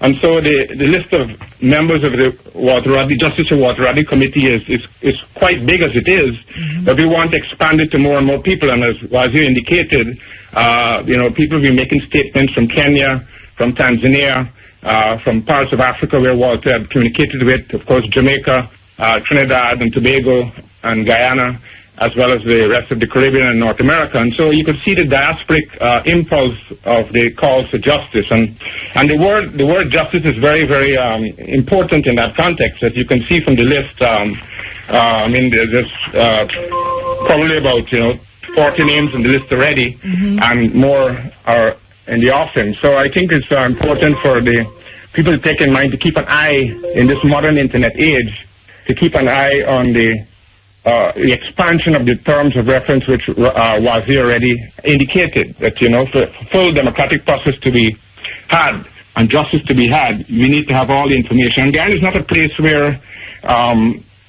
information is good come by at this time. It's the political culture of Guyana over time has deteriorated, and record keeping, as Wazir indicated, has been at the lowest point ever, and so we have a lot of work to do. Time has passed. Some of the key people have passed away who could be witnesses, potential witnesses. Like, for example, Laura Lewis, the former Commissioner of Police, and there are others who have passed away. And I think, as Wazir indicated, what is necessary this time is that the world to keep pressure on the Commission to widen it as possible, democratize it, so that we can finally get justice for Walter, even if it's not direct justice in the sense of somebody being taken and charged directly, because some of those people have might passed away already.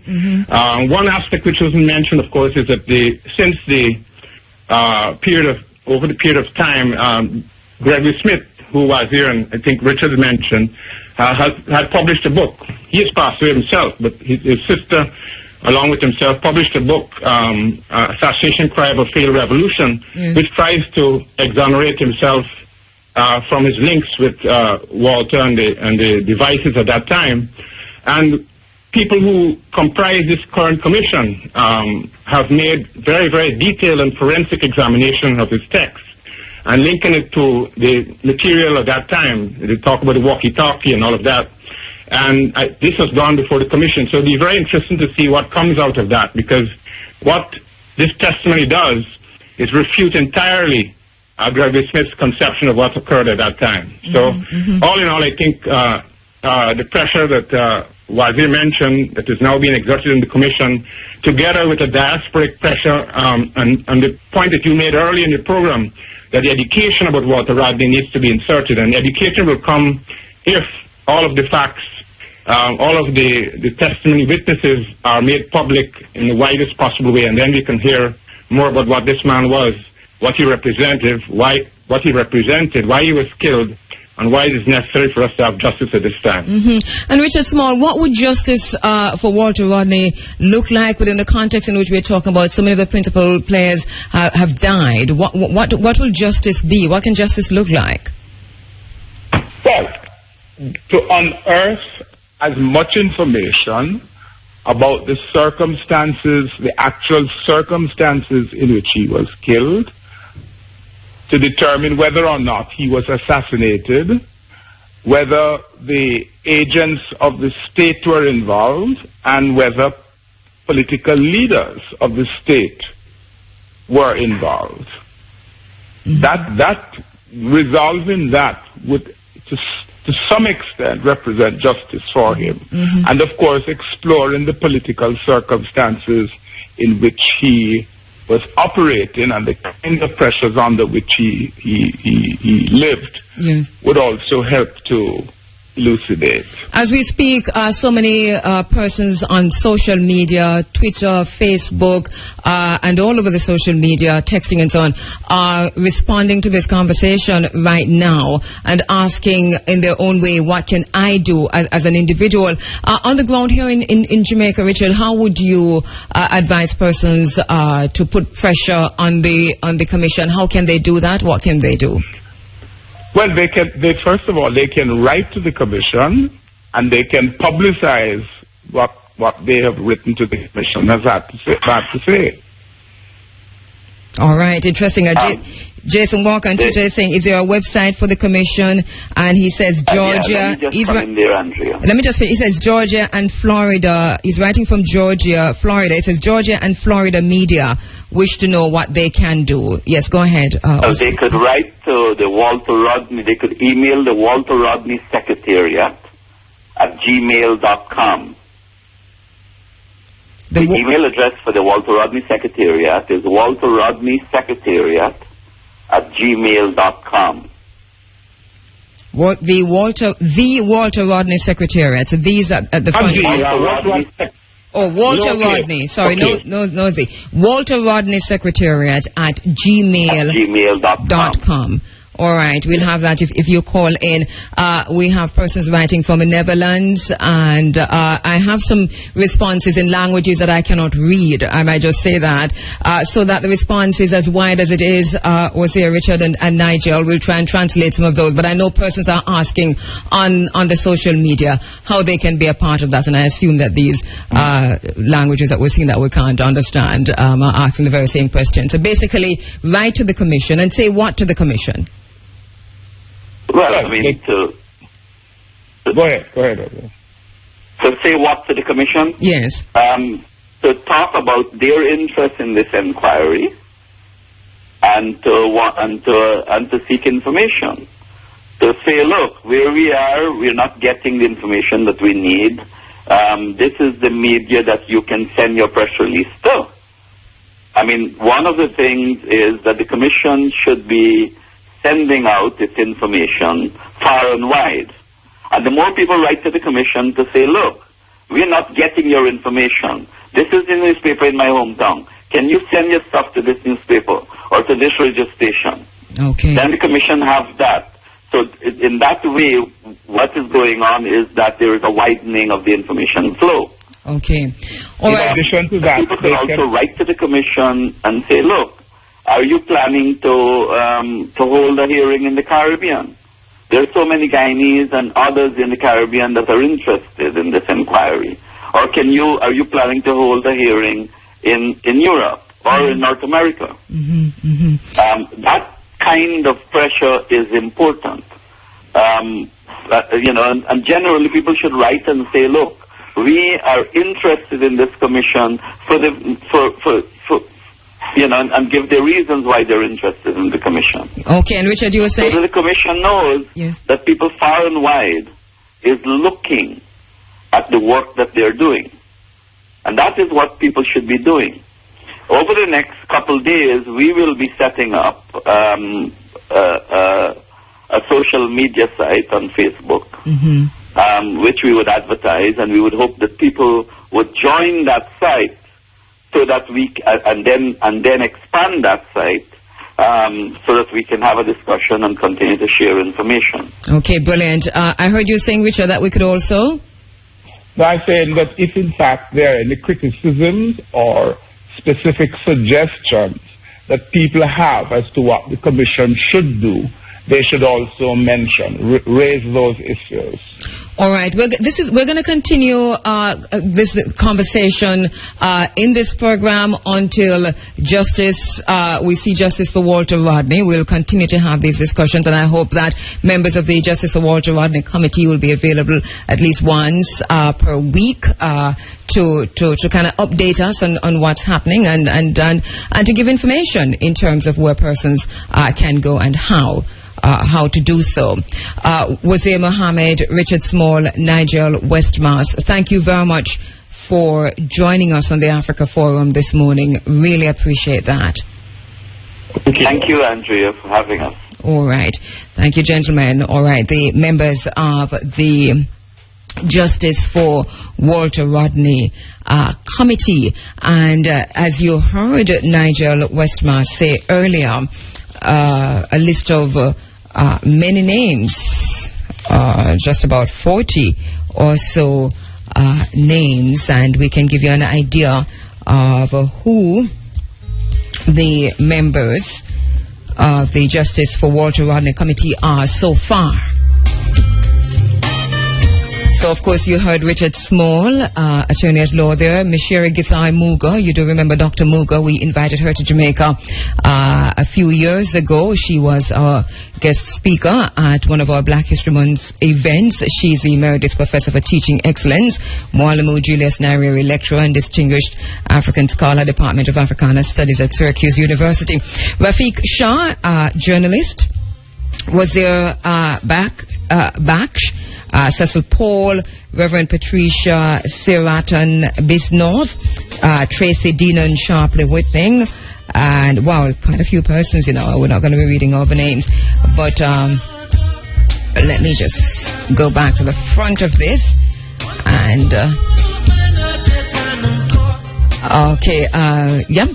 Tracy Deanon, Sharpley Whitting, Kidaki Amsterdam, Jario Arrow, Balwant Bangwan Dean, Patrick Bond, Matthew Quest, Susan Saunders, James Garrett.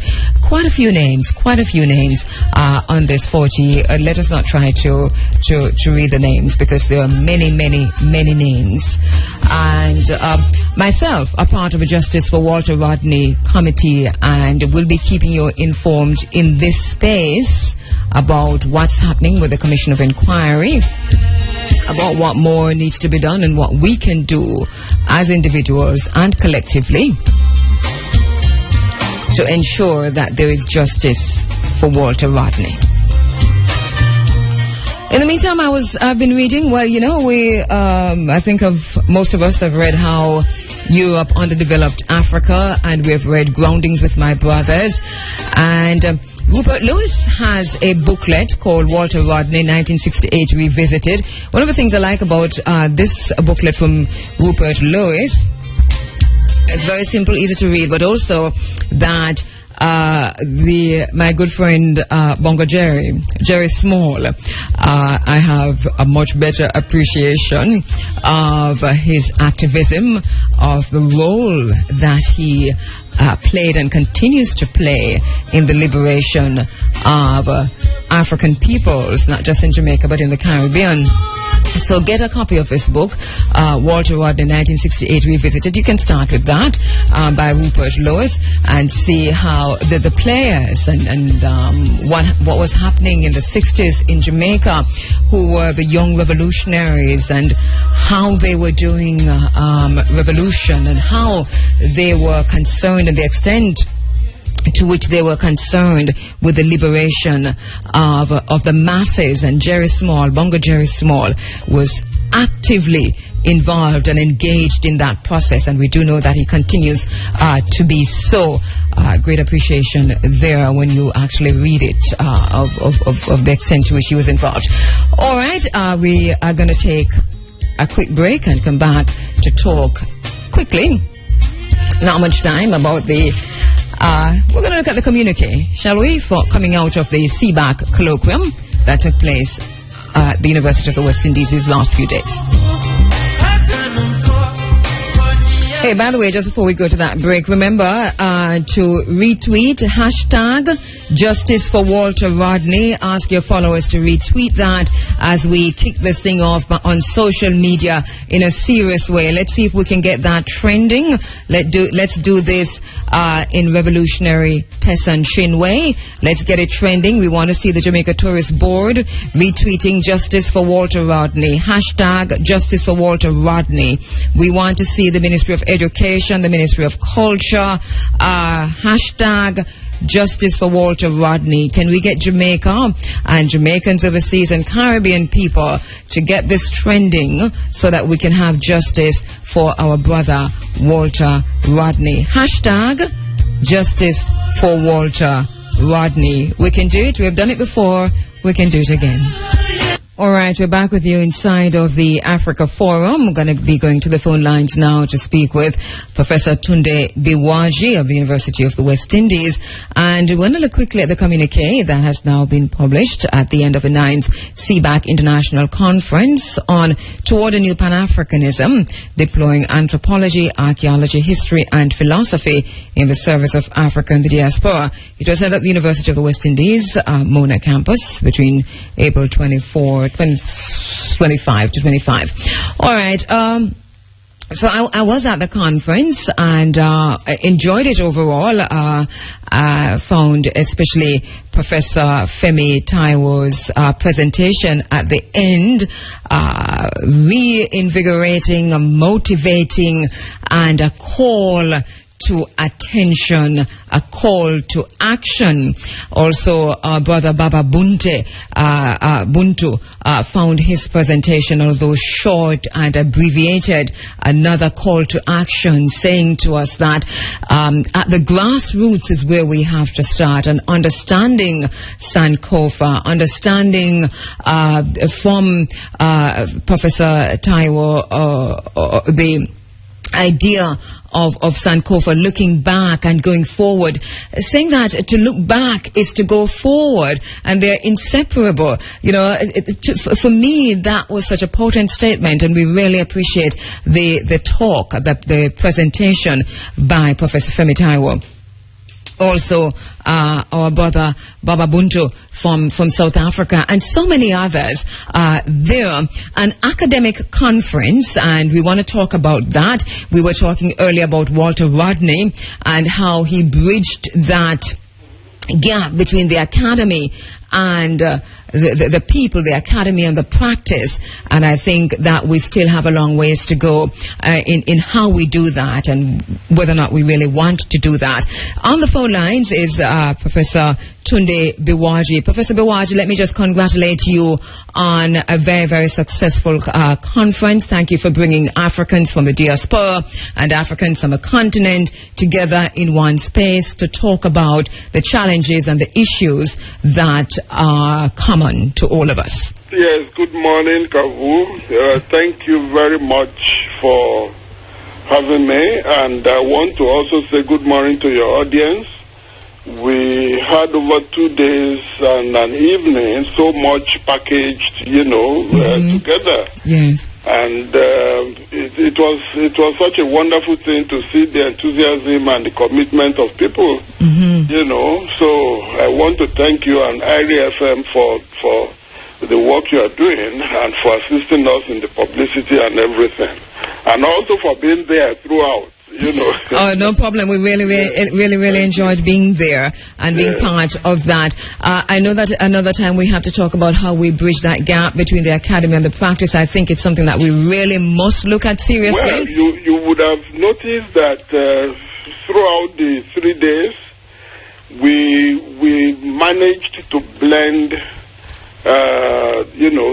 what usually called the town and gown. Yes. Is to make sure that no part was left out. Well, the discussions were serious, but the opening ceremony started with a lot of entertainment, cultural things. Many people came, and at the end of the day, you remember people didn't even want to leave because they were still busy enjoying the the fare, what was on offer. Yes, and so let's go now, because you've sent me the communique. Thank you very much for that. I was able to read through briefly this morning, so I'll go through with you and to look at the objectives of a conference and to say whether or not those objectives were met, and also to look at the recommendations. So briefly remind us of what the objectives of a conference were. Well, the objectives were,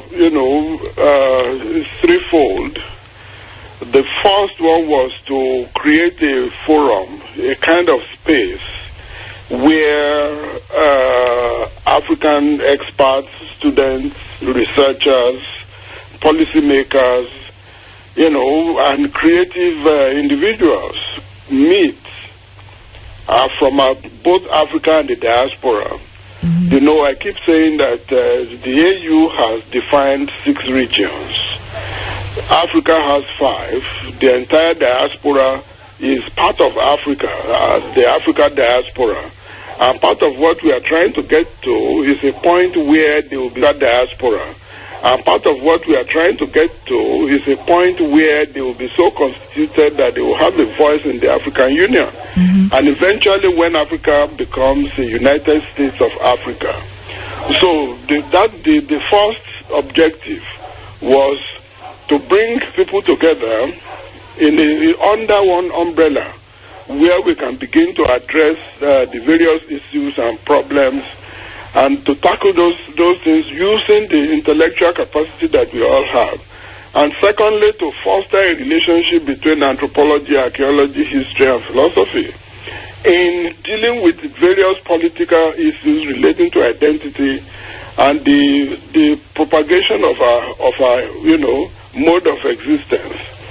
And also, for that reason, to use those disciplines to further African development as well as to propagate our understanding of ourselves.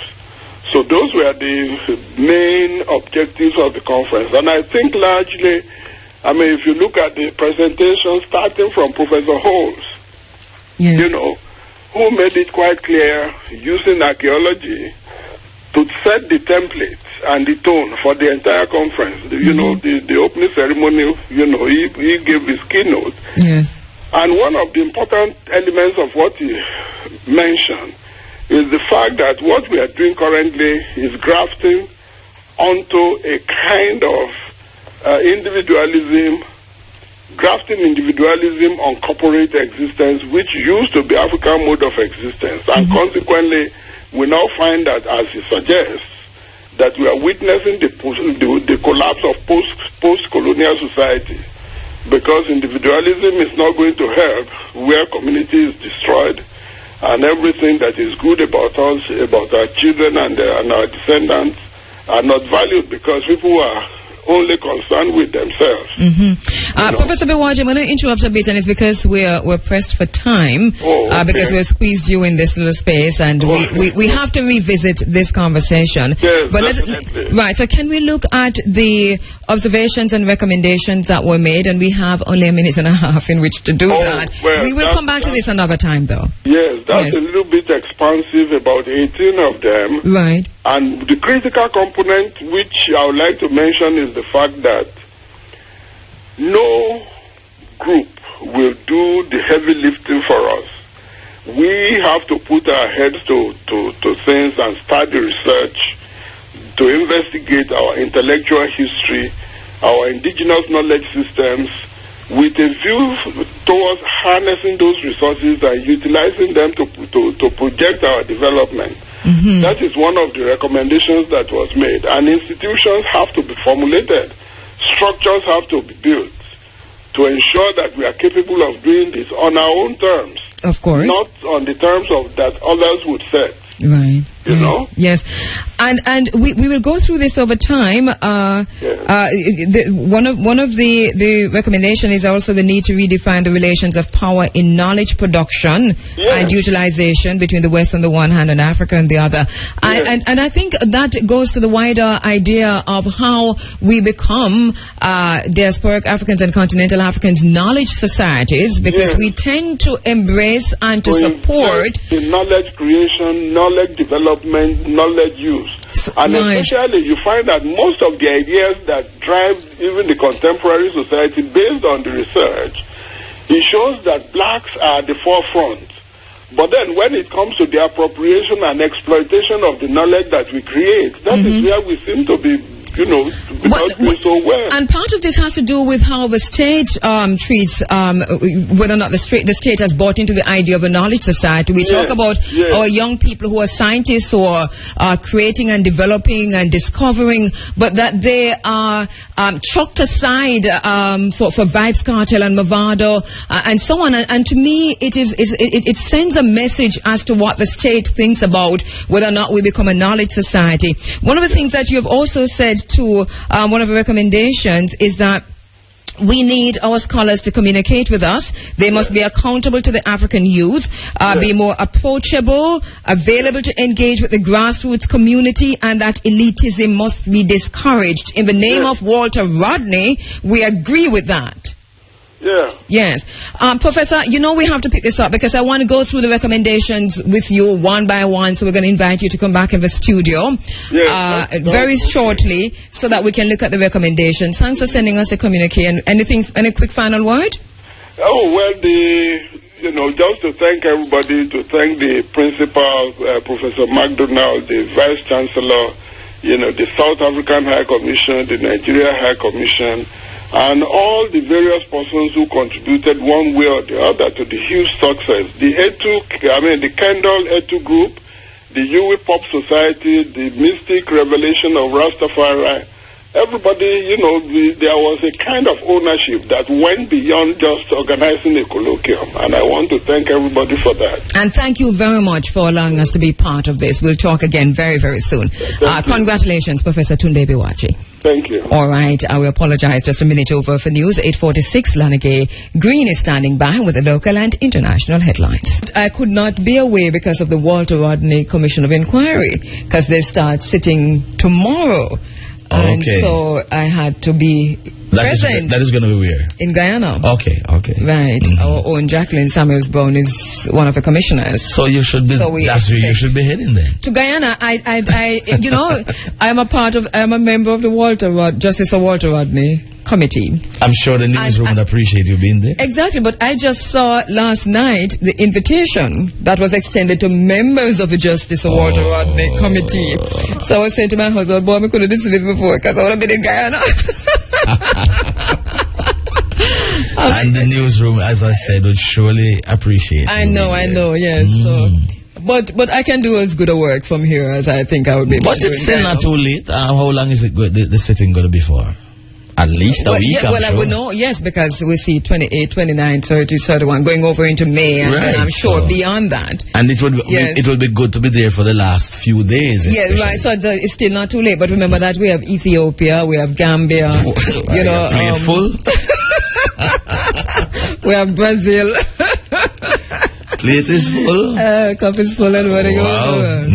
Not sure it's running over, but I know it's full. It's a lot of things. Yes. But you can be a very diverse person. So when it suits me, right? Yeah. So that's what you meant, don't it? You said it, not exactly, me. But me hear you, right? So pen relay is over? Yes, it was. It ended yesterday. It was another good one for us. Right. So everybody heading back out of Pennsylvania. Well, they started leaving from last night. Right. But another good showing by the Jamaicans. Oh, brilliant. So I suppose Roger is on his way home. No, he's not quite on his way home. So he's no Robert Williams.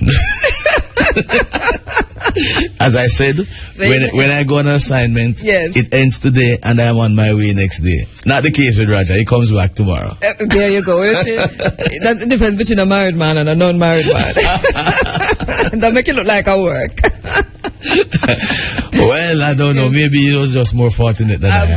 Well, Roger must have gone shopping for me and him. You never know. Well, because Sunday mornings, people probably shopping. Exactly. So some people would be back in New York from last night, so they're up shopping this morning, getting ready to leave. That's tomorrow. all like Nicholas Evans.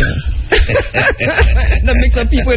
Don't mix up. Well, I never call nobody name. I don't mind calling Nick. Right? So I was reading about Roger's father in this book, Frank Hasfall. Yes. Yes, man, he was right there with Walter Rodney, And he's Roger's father. Yeah, so you have Roger sitting down there in the sports department with you every day. You don't know he's a revolutionary. Well, at least he comes from revolutionary stock. I never know that. And, yes. and it is his father. Yes. Oh, okay, which book is that? Walter Rodney, 1968, revisited by Rupert C. Lewis. Very easy to read. Every time I see him name, I underline it. Or sometimes I circle it. So, but Roger never tell you about that book? Yeah, man, Roger. Not about the book, but Roger told me about his father. Okay. Because along with Bongo, Jerry Small. You know, Jerry Small was a revolutionary youth. I mean, like, the revolutionary, not as a youth. Again, you won't go talk, no? No, he's very he's highly revolutionary. Yeah, in theory, no. No. Theory and practice. You should have seen him in action at the conference. Yes, theory and practice. Talking. Taking a stance. Okay. Yes. No, that is interesting. Okay. Very much so. So what do you know about Walter Rodney? Just what happened that U.N.I.A was banned from Jamaica and all that kind of thing. I used to follow it up earlier, but you know.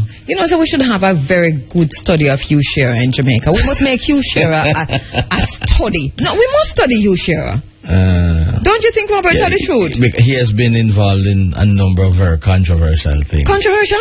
Is that you call it? Yeah, very controversial. Anti-black people in Jamaica. I remember the part about the books and then the Rasta thing in Montego Bay.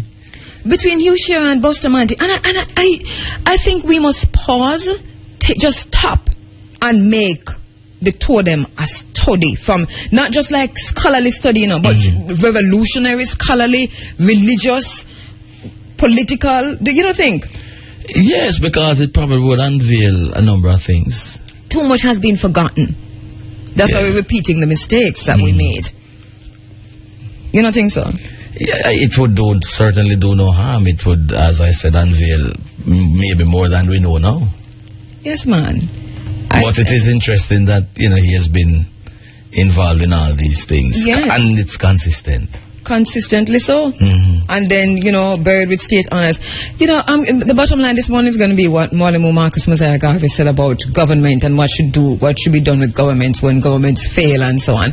And, I really agree with him. You have to listen to hear what Garvey said. Mwalimu said about what should be done, when governments fail.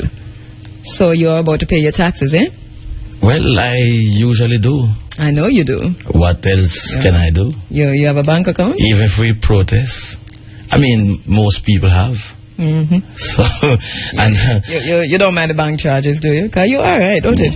But it's not new to me. I've always been doing it. And not that I relish doing it, but it has been imposed. Yeah, so another small bank charge. I mean, nothing to you, really. What can I do? Tell me, give me the alternative. Tell me. Because the mattress is not an alternative for me. Oh, I know what you can do now. Hold on. Go and have a minute. Let me see if I can find it something where you can do. Let me can't find it. But Andrea, on a serious note though, I don't think this what they call it, a levy, I don't think even the minister himself, the Prime Minister, or any of them understand what it is. They don't understand. And that is why you have some persons who use the opportunity to mislead people, because I might be one of them. You're wrong. Nobody knows. You mean the Economist? Well, I know. I might be wrong, but when I heard about it initially, I figured that it was a charge on the banks itself. Not on us, but the bank. But I read from news this morning where the bank says that they don't know nothing about that, and that is what I'm saying. The confusion that exists, and some people use the opportunity to carry some other people far away. Especially the economists. I thought that there are some economists who sounded like they were on the side of the people in the previous regime, and I find out now that those economists are advisors to this government here and just chatting about. Listen to this. This is what you can do. You can say exactly this. Just let's listen. Prime Minister, withdraw the tax. Withdraw the tax or else. That's what you can do. What? Well, I mean. Or else what? No, you can say that. I mean, or else what? I am lost. I am lost. You lost? You can't say the lost. I am lost. You lost, but now you're found. Right? So you can do that. So you wore black on Friday? No, I was in Kingston and I never carried a black.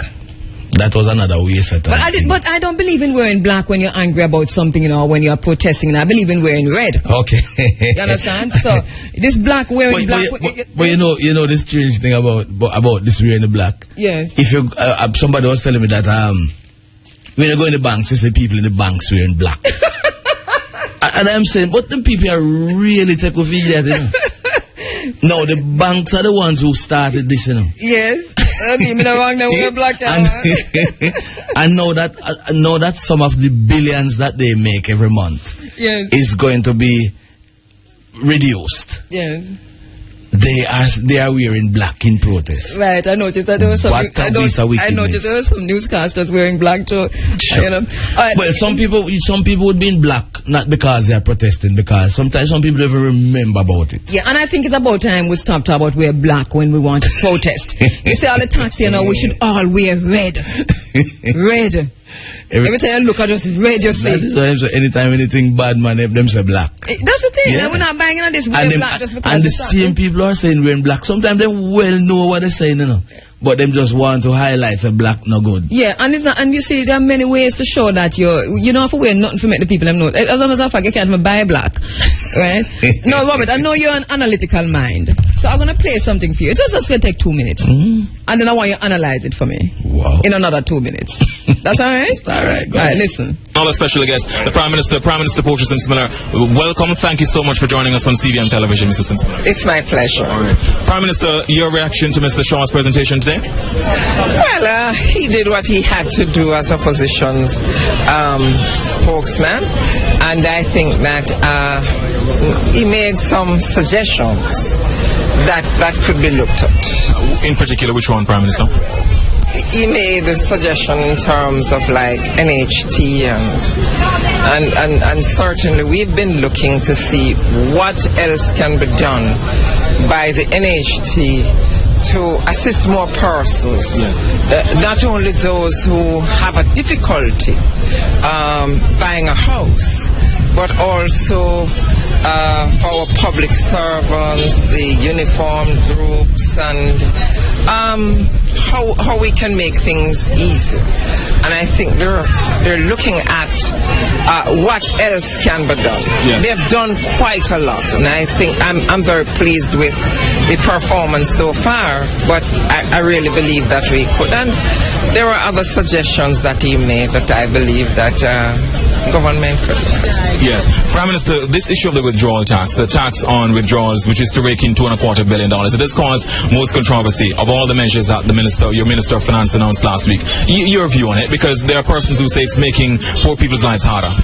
What I understand from the Minister's thing today to us at Cabinet is that the banks do take their charges as well, and that's like the bank charges, not like, I think some persons believe that if you go to the ATM say 4 times for the month, you will have to pay, and my understanding is that I think the minister himself need to explain this to the public that they can understand exactly what it is about. But Prime Minister, wouldn't this essentially be passed on to the depositor, to the bank use at some point? You know what? There's some confusion as to how this thing is going to be working, and that's why I'm saying I believe he should explain now, but he's going to do that at the closing. Right. But so you're saying, Prime Minister, that your administration won't withdraw this tax? No, I can't say that. I'm not saying that at all. What I'm saying to you is that he is going to be speaking to it when he closes the debate, and I don't really want to take away from what he will say then. All right. Thanks very much, Prime Minister. Really appreciate your time talking with us. All the best. Pleasure. All the best. All right. Thanks very much. You. All right, Garfield Burford of CVM there speaking with Prime Minister Portia Simpson-Miller. Garfield Burford is a past student of St. Mary High School. Analyze that for me, Robert. What are you? Maybe I have clairvoyant abilities, because I did analyze that before you played. Exactly. So you want to analyze total confusion. Yes, it is. Because I was clearer at the end than I was at the start. I think that when the Prime Minister said... And one thing that is glaring, though, that the Prime Minister used ATM. Yes, she sound like she don't. But you see, the thing about it, to me, there is... When she said the Finance Minister need to explain that too, she paused, she said to. She really meant to me, to me, because it's obvious that the Prime Minister doesn't understand it. But then, I don't know if you saw CVM News again the other night, where at the press conference, the Minister of Finance tried to explain it, and he made 4 or 5 attempts, and he hasn't explained it yet. Simple mathematics he couldn't even work out. But that is the point I was making earlier, Andrea, that the Minister of Finance, as a matter of fact, the Minister of Finance, the Prime Minister, none of them seem to understand it. Probably the closest or the best explanation I have had was I was watching something on TV with Damien Crawford, and he sounds very, that's a part of it, but the part of it that I saw, he seemed quite comfortable. I heard him, and he made no sense whatsoever. The part that I heard sounded as if he understood fully. It sounded that way, but what it was about. The only person who made any sense to me was on that same program. I think it was a program with Dayton, but it was Floyd Green who made some sense. What was he saying? Making sense. Because as I said, initially he was actually saying this is a tax that is going to be passed on to the consumers, regardless of how you take it. And we found that is which true. Which tax is not passed on to the consumers? But the people are saying this is a bank tax, and the bank is supposed to do it. And the bank is going to pass it on to the people. But yeah. But the bigger picture to me, though, Andrea, is that we are in a particular space, and we have to balance our budget. When tax the rich. Did you hear Albin Hill? He said, "Listen, nobody from that sector is going to say anything about it." He gave an alternative. He said, "Listen, the government has stepped into a cesspool where you already have bank charges, and the consumer and the bankers are already loggerheads." Let me finish now. And then he said, "The mistake the government is to go in at that dirty water." Yes, fine, I understand that. But then he said, "Listen," he said, "I drive an SUV, a 2.5 liter and over, and many people like me in Jamaica drive SUV." And he. But that is not the problem, No, basically what you were saying is that tax us, right? Tax us and get back the money there. Yeah, but that is not the problem. The problem is actually collecting the tax. But he went on to say, we cannot avoid the taxes because we are not on fixed income necessarily, but we own homes, we own land, and we own businesses. And they are the same ones who don't pay the taxes, Andrea. So for the most part. So tax the poor people instead. No, but this particular one, based on what they're saying, the people who are making the most noise about it are the ones who are able to pay it. That's not true, Robert. Because that's not true. The media, the past people, and those they get paid in checks. They are the ones that I'm concerned about. But they have to change those. Right, those checks. They are the only ones. But for the most part, I think it is the people. Because Andrea, you're going to be taking out $1 out of every person's stone. Somebody said to like Damien Crawford. Somebody said to me the other day. Sound like Damien Crawford talking about people saying them poor and them not poor. True, but song for you and Damien. No, sir. Listen to this. Somebody said to me the other day that they're going to take out everything with them about at the back. I said, well, I wish I were in that position because... But it's going to be taxed anyway. Because if I were in a position that I could pay $10,000 to take out, what is that, about $1 million that, I would be glad to be in that position because I would have sure have $10 million. You see, Robert, you don't understand a lot of things in terms of people saving for them children for go university. So right now, you don't understand that? If you have a child at university, the easiest way to get money to that child is to send it through the bank. So you give them a card and you send a little money. And for the child, if you take that money to the bank, you tax at the money where you can only find everything and you work minimum Andrea, wage. I feel it too, But I am saying, in the days when we used to, when our budget was $100 and we could only find 20 and we borrow 80. We? Jamaicans. Well, we were in black that time and cost, That's not we, that's a them. So we find ourselves in a position where we have to find some money. So tax China. Oh, we must tax China. You mean the government can't tax China? You think I look at waiver-free things and look at waiver here and there and everywhere? China cannot be taxed? What I you think want, a little duty-free things coming into this country, they cannot be taxed? What I want, Andrea, is a situation where we find a way, we find the tax measures to make the people who can pay the tax pay. Don't just announce that you're going to tax whoever. I agree. Cut the consultants. Because remember, it's still 40% of the country paying taxes. Change the constitution so you can employ qualified people for qualified positions in the cabinet. And it's similar to America. You see how they do it in America where, the government the president recommend a qualified person to be commerce, this and whatever. We're late with that. No, we're not late. It's never too late. That should have been in place long time. Bruce Golding said he was going to do it. He changed his mind when he came in. that is my problem, Andrea. Everybody have the talk. Robert, that is still everybody have the talk. And that is where we stop. We talk. Well, anyway, no, but we're not stopping now because we're not pay the tax. Yeah, we're still talking. No, we not talk. We're not pay. What good?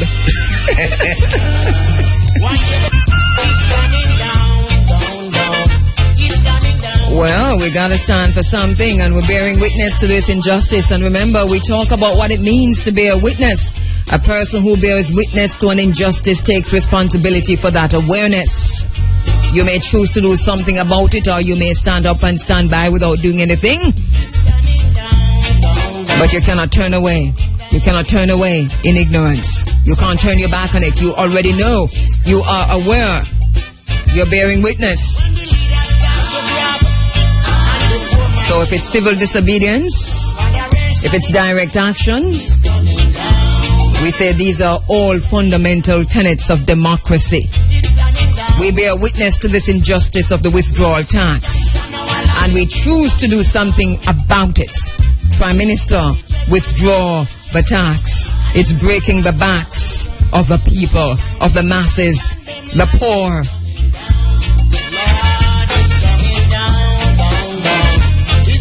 The 4th annual Dispoem Words and Agro Festival is on today, April 27, 10 a.m. to 6 p.m. Hope Bay Beach in Portland. Patrons are advised to take their natural ITEL organic seeds and participate in the first National Seed for Seeds Exchange, which is a program designed to mobilize organic seeds across Jamaica. Poets taking center stage, Nomads, Muta Baruka, Dr. Michael Abrams, Kishima Francis will be there, and many others. Persons interested in having their natural agro product on expo, contact Rastakura at 573-1851. Hey, by the way, we spoke last week of the passing of Sister Aita's husband, Ras Aya. Well, there will be a candlelight vigil tonight for Ras Aya at the Valley of Decision. So tonight, a candlelight vigil for Ras Aya at the Valley of Decision. Sister Aita, we've been trying like crazy to talk to you on the phone, but not getting through in terms of my own personal condolences. But I know you probably got my messages. So we're just saying that publicly because we've been having a really hard time getting through to you. Now, 21 after 9, we need to go to Ethiopia. But my brother, Muta Baruka, has called in, and when he does and says he wants to talk on the air, we do not ask him why. All right, so I know though he wants to respond to the conversation we just had with Robert Williams. So let me just quickly, before we go to Ethiopia and talk about the Gambia, which means that our bottom line might get shelved again, but this might very well be the bottom line. So let's go to the phone lines where Muta Baruka is standing by. Quick break, then we go back to Muta. Now, 22 after 9 o'clock. Muta. Good morning, ma'am. Greetings, sir. Kabu, look here. I think one of the first things we should test in the court, is it legal for you to give the bank your money to save, and then they turn around and draw money out of it and give somebody else? I totally agree with you, and I think that is an option, Muta, that we must explore at the end of the day. We have to explore that. We have to explore it, because I don't think it is. It's like you give somebody some money to keep for you, and then them go to your money and go lend somebody, or give somebody it, and then when you go back for your money, them say $1 missing. Yes, not no legal. And you see, that is, and let us just watch, because we heard the Prime Minister say that the Minister of Finance at the end of the thing is going to address this again.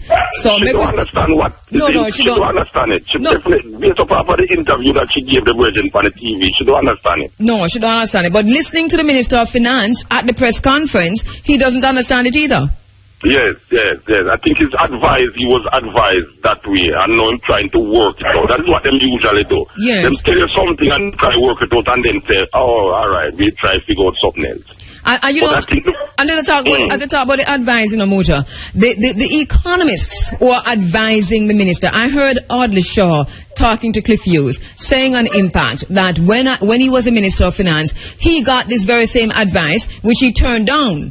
That being as it may, but it tells us something about the advisors, the economic advisors to the ministers of finance. And we hear some economists out in front of this, defending it with everything they have, even though the people are balling so hard. That means we have to look again at them economists and ask, you the economic advisor committee? Well, I'm not upon it. Well, we know the penalty. So I think that is one of the options where we should explore. See if it is legal for you to give somebody money to keep, and then take money and give somebody else outside. I think so too, and I think that if a class action suit is a class action suit, but we could wait and see what they're going to do next week. Yeah, okay. Give thanks, Muta. All right. You're head to Portland now? No, I'm nowhere. All right, okay. All right. So we want to go to Ethiopia, because of course in Ethiopia we're getting ready for the Majesty and the Movement exhibition, and we just want a quick update. We're also going to be speaking at the same time to Dr. U.N.I.A, who is a participant in the whole event that's going to be unfolding in Ethiopia. And of course there'll be a conference, and he's going to tell us a little bit of the conference, how you can be a part of it. U.N.I.A, Dr. U.N.I.A, has also been looking at the travel costs and the visas, and we want to talk to him about that quickly, and then to say what's happening on the ground in Ethiopia with our sister, Dr. Desta Megu. So we're standing by for that right after this. All right, let's go now to Ethiopia, and good morning, Dr. Dayton Campbell, a friend to the program. He has sent me a link in the Jamaica Observer today, which I am trying to... All right, talking about the importance of early childhood development. Soon take a look at that. All right, let's go to Ethiopia. I'm not quite sure if we have Ethiopia and Jamaica on the line. Dr. U.N.I.A, are you there? Yes. All right. Greetings, my brother Hotep. Sister Desta Megu, are you there from Ethiopia? Yes, I am. Greetings, Dr. Desta, let me tell you something. You sound closer to me than Jelani. Dr. U.N.I.A, where are you? All right. This is interesting.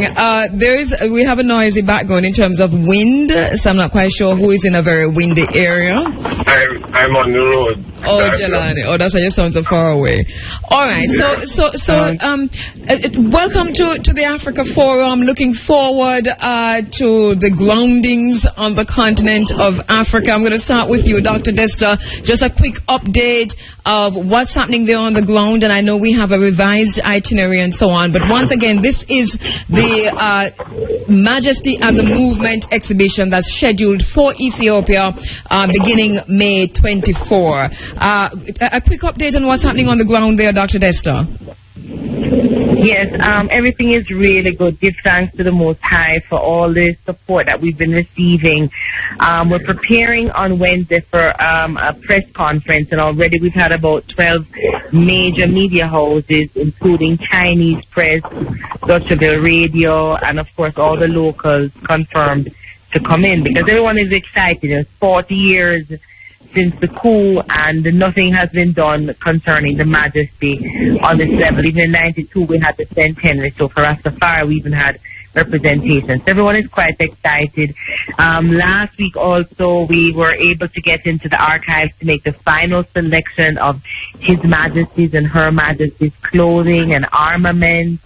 and special medals that will also be in the exhibition. So everything is really coming along very well, very well. All right, and there's been some revision to the itinerary. Can you tell us about that? Yes, absolutely. Well, the exhibition is still scheduled to open on Sunday, May 25th. That has not changed. However, the symposium, which Dr. Jelani has been so gracious enough and patient enough to facilitate, will be on the 24th of May. And that's even preceded by a couple of workshops and local tours in Addis Ababa, which begin on the 22nd. However, after the opening on the 25th of May, the delegation will then travel to Shashamane on the 28th to prepare for the opening of the Shashamane leg, which is the morning of the 29th. That's on the Thursday morning. And then the 30th will be followed by a symposium, likewise they're more calling it a round table discussion, on pertinent issues to the community. And that's the Friday, followed by a Saturday and Sunday bazaar in Shashamane. And then we do have some of the delegates leaving on the Saturday from Shash to return for the historic leg, which is Aksum, Lalibela, Gondar, and Bahadar, where the Blue Nile is the source of our great waters, So right, yes. This is what it's shaping up for now. All right. Okay, that sounds good. And you mentioned the conference earlier, and Dr. Jelani and I has been doing more than convening the conference. He's also looking into travel costs and visas and so on, and we want to come back and talk with you about accommodation. But Jelani, let us talk briefly about the conference and then to look at any information that you've acquired so far in terms of travel costs and visas. Yes, Mr. Kabu. Basically, the conference was really a late inclusion. Initially, it was of the exhibition as visual representation, but if we have the opportunity to not only have ones gathered for that and ones coming in, we thought that adding a dimension that would allow us some scholarly reflection would be useful. So what is to be a small symposium has been arranged for the Saturday, which is the day, the 24th, just before African Liberation Day, 9 to 3, and we have presenters from the continent, the diaspora. We have a significant panel coming from Jamaica. We're still trying to put together the funding issues. As you can imagine, to participate long distance like that is going to be a bit of a challenge. Yes. Mama just says online, I'm not even aware if there's a possibility for persons to participate by Skype. I know increasingly that is a way that people have been bringing conference type input. Is that possible, Sister Desta? I didn't hear that part there. For the conference, Jelani's asking if persons can also participate by Skype. He's not sure if it's possible. That would be possible for conference presenters. Yes, we are. Yeah, we're looking into that. We're going to do that at the Radisson on Wednesday, but where the symposium is located is at the National Museum in the auditorium. And so we're trying to see if that can be facilitated. So hopefully by another week or so we'll have a confirmation. All right, we'll hear more about that. And Jelani, in terms of the call for papers, I suppose that's gone out already, and persons, who are some of the presenters? Well, the call for papers went out and was closed a while back because now we need really a schedule that persons can plan around. We have some of the known scholars from Jamaica. Dr. Barnett is one such person who has offered a paper. Dr. Knight, Kadamawi, Arthur Newland, Miguel Stepper, some of the persons who have given expressions from here. We also have a fairly diverse European and North American interest in the conference as well. Persons presenting papers ranging from His Majesty's engagement with European diplomacy to his visits as one of the most celebrated statesmen in terms of international travel.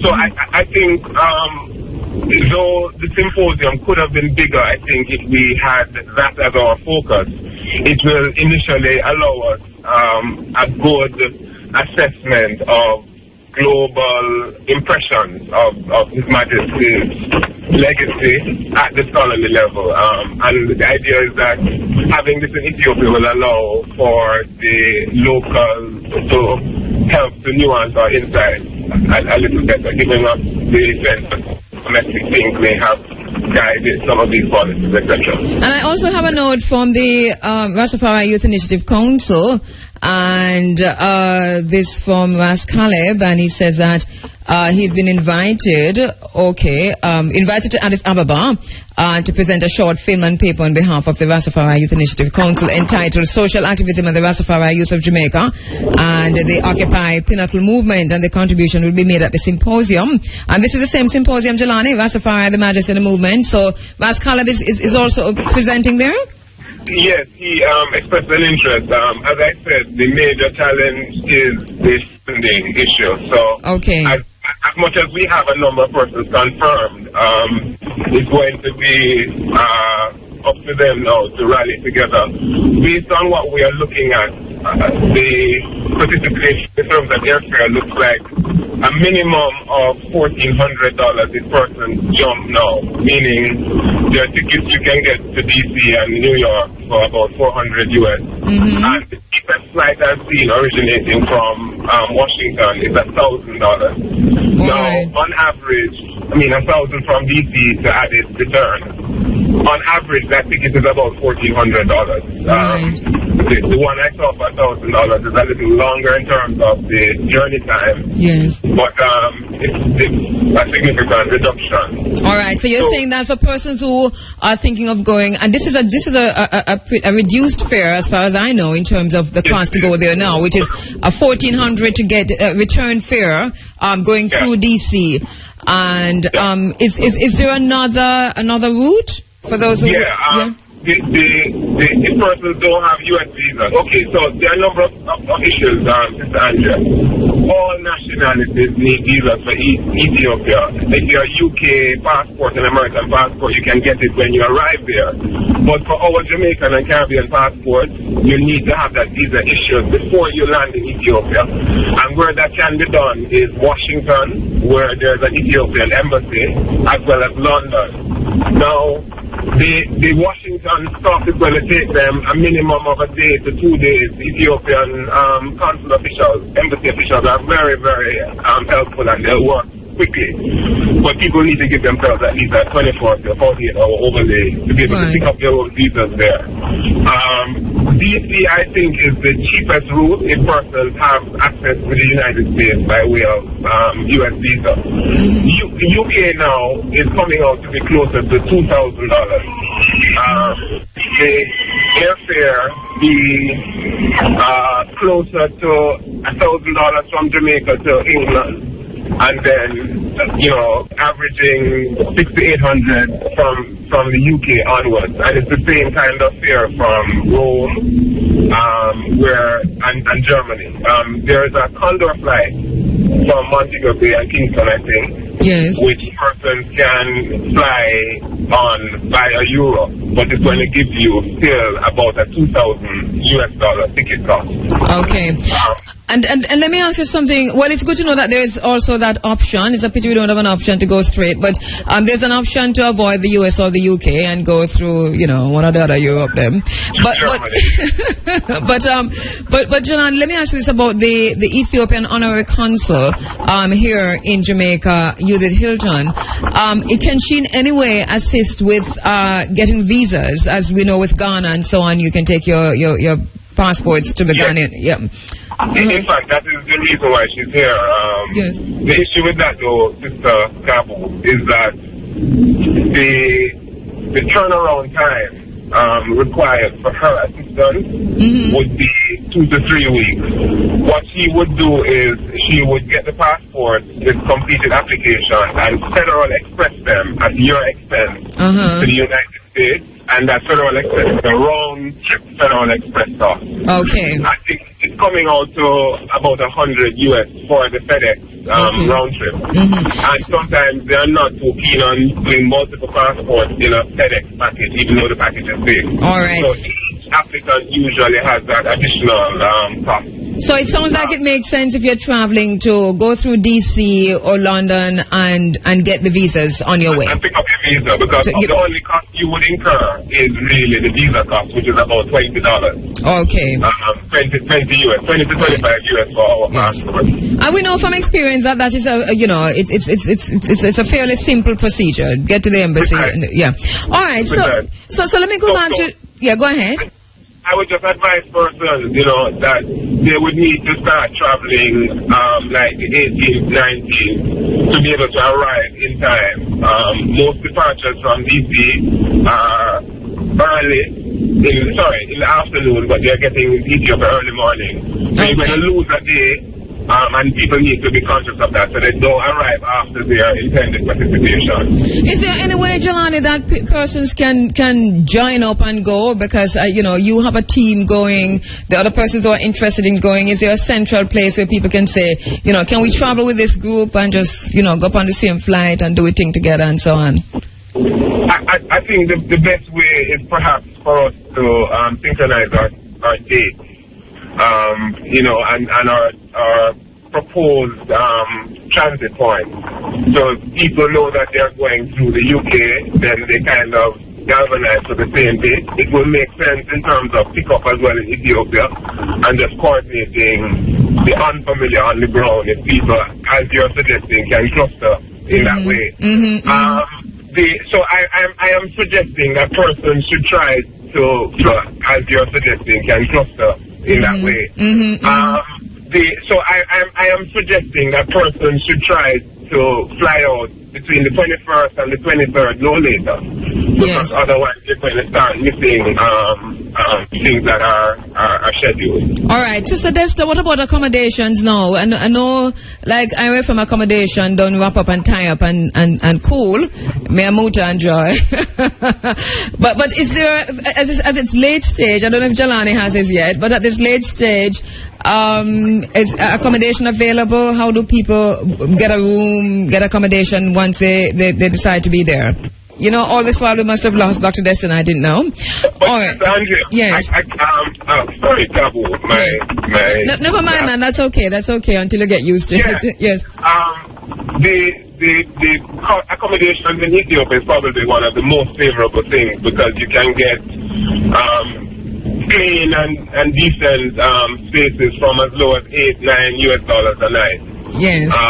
And there are houses which persons can share, which are less if they're spending perhaps a little while longer. Yes. So, and it's fairly fluid on the ground, arrangements can be made fairly quickly. All right. And if Jelani said that's exactly how it is because he's been many, many times.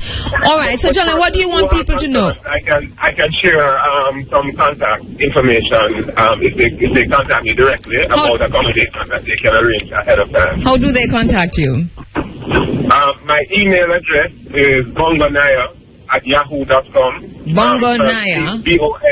GONIAH@yahoo.com. Bongonaya@yahoo.com. NIAH for Naya.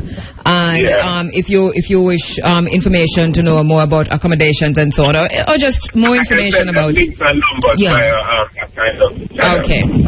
All right, thank you, Jelani. Sounds as if you're on your way to Portland. Well, I'm trying to get some seawater with my family before they go back to school and stuff. So it's not Portland, it's Portland Cottage. All right, say hi to the family for me, yes. All right. Give thanks and love to the African family. All right, give thanks, my brother. Safe travel. Thank you. All right, Dr. Jelani there. We lost Dr. Desta Megu along the way, but I think we've had our questions answered, and we need to go now to speak with U.N.I.A, because before Ethiopia, there will be Gambia. And you know how it is, reuniting the African family for development is more than talking about it. It's also doing it. And so the Gambia International Festival, it's on the 11th, and U.N.I.A is joining me on the phone lines to talk about that.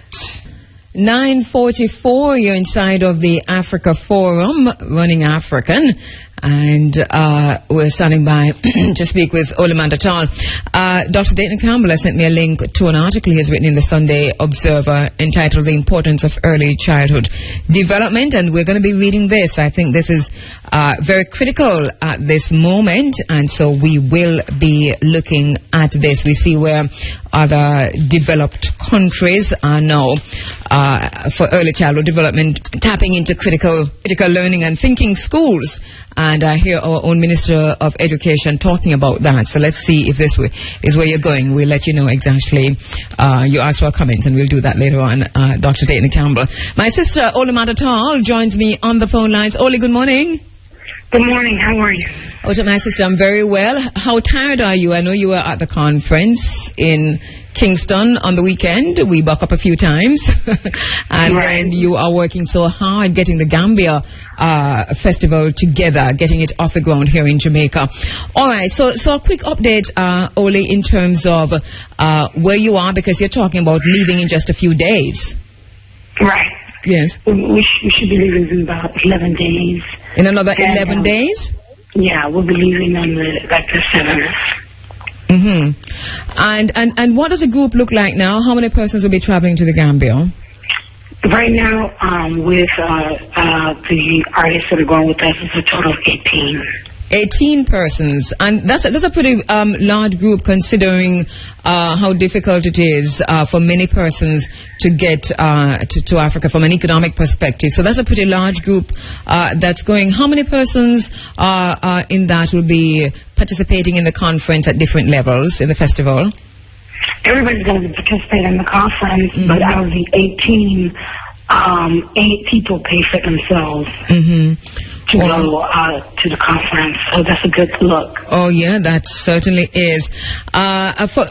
Is it you have 18 at the moment, but is it still open? Is it too late for persons? I mean, you're leaving in 11 days. No, it's not. It's not too late. People can definitely come. We reduced the package down to $2,600. That includes flight. That includes hotel. That includes breakfast. That includes participation in the festival for the duration of the participation in the festival. So, it's great. It's the smallest package compared to all of the packages that are out there around the country, and in other countries. So, we feel good about it. And I must make an apology myself, because I was scheduled to be part of that team, but because of a funeral service, and for persons who know of the killing, the murder-suicide, the police officer and his wife, that the wife who was killed was actually my god sister, and so that funeral service will be on the 10th, and just at the time that we were scheduled, just around the time we were scheduled to leave for the Gambia, and as a result of that, I'm not able to make it. But a strong contingent still going to the Gambia on leaving Jamaica in 11 days' time. I know there have been some concerns, and I think those people are confident now that there is no Ebola in the Gambia, and we're hardly even hearing about Guinea. So it seems as if they have had that is now under control. Yeah, we got an email from the Ministry of Health representing the Gambia, just kind of highlighting what was going on with the Ebola. And there were 3 suspected cases in the Gambia. But when they tested those suspected cases, they saw that there was no case of Ebola. And then one of the things about Ebola, it's not an airborne disease. So it hasn't been like a high risk. But that doesn't mean that people shouldn't be concerned about it or shouldn't research about it and educate themselves about.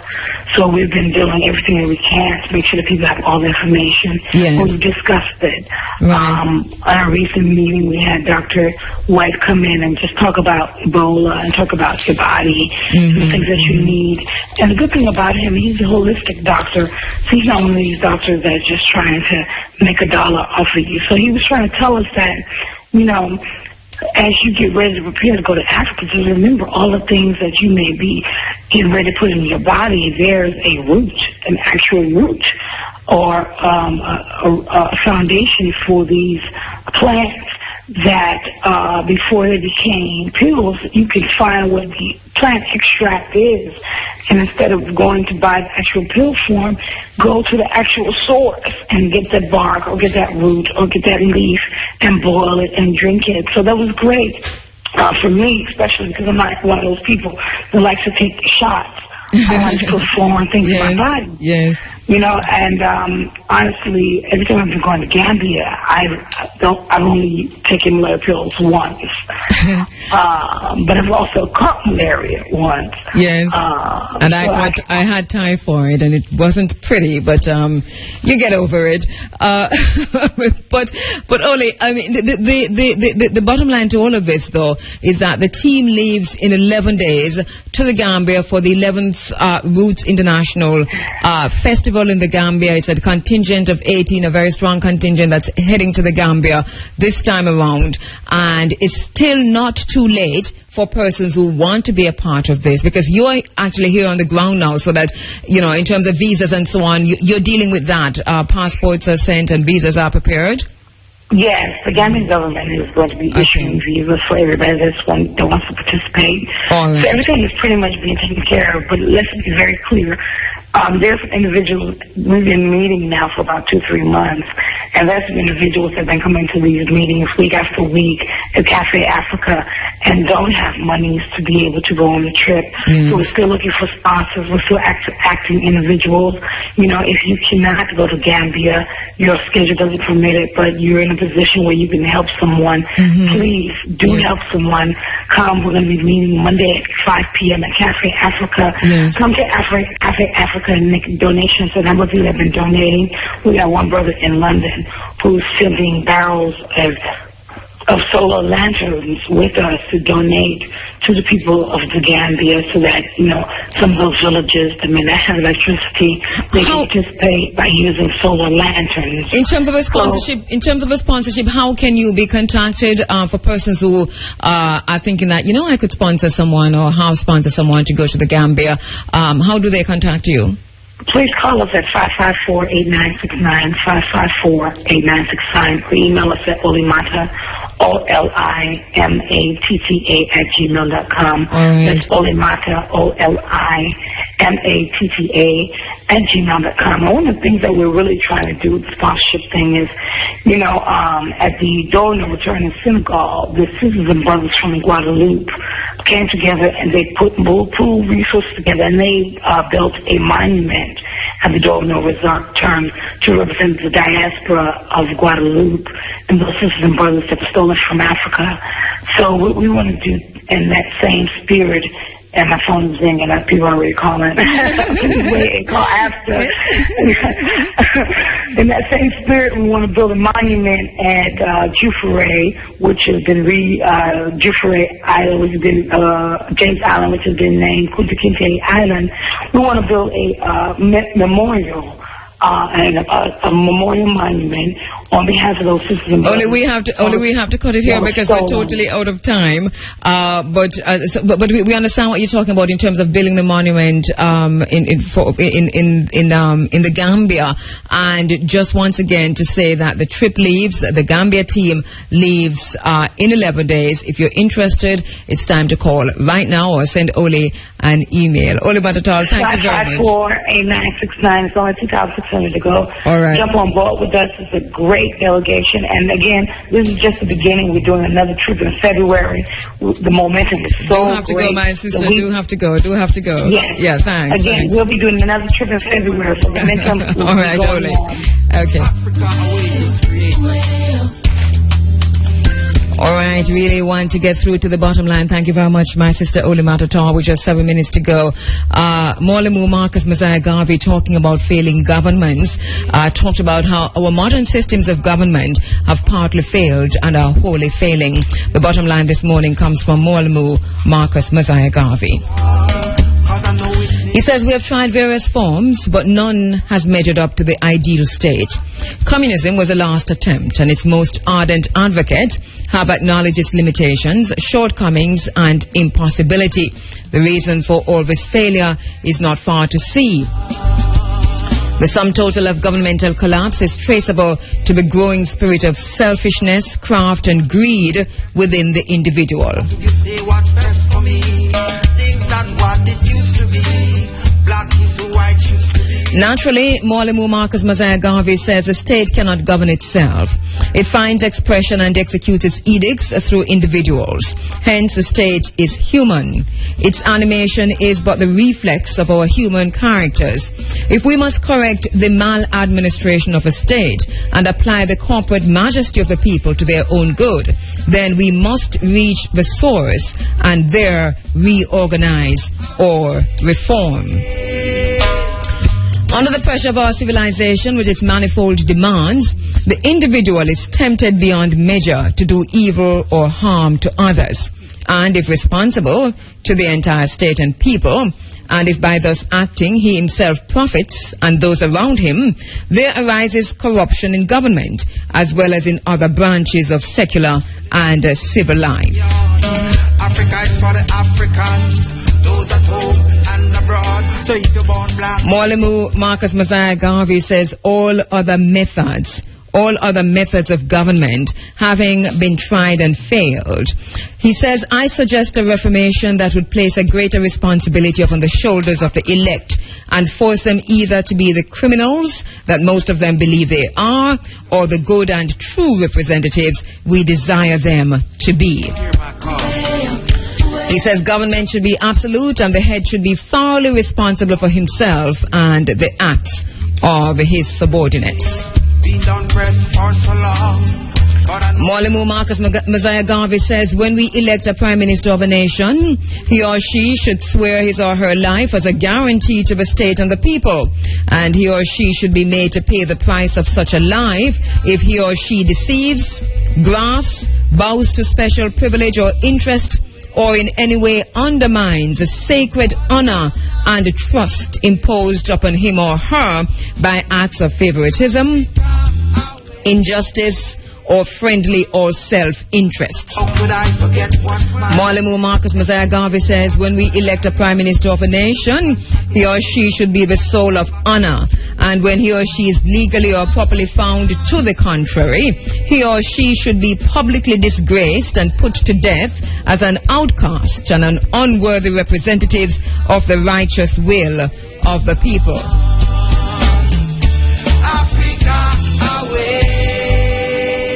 Mwalimu Marcus Mosiah Garvey says his administration and judges should be held to strict accountability, and on the committing of any act of injustice, unfairness, favoritism or malfeasance should be taken before the public, disgraced and then stoned to death. Mwalimu Marcus Mosiah Garvey says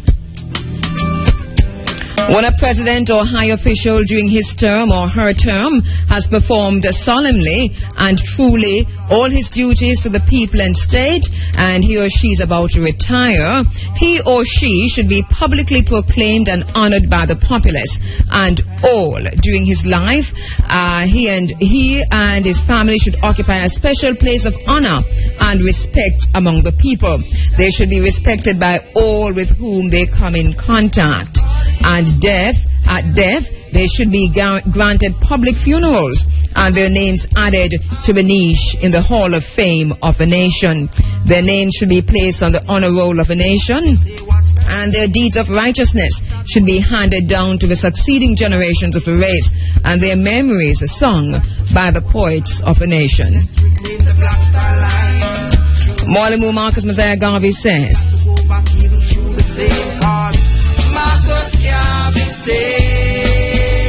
for those who abuse their trust, images of them should be made and placed in a national hall of criminology and ill fame, and their crimes should be recited and a curse pronounced upon them and their generations.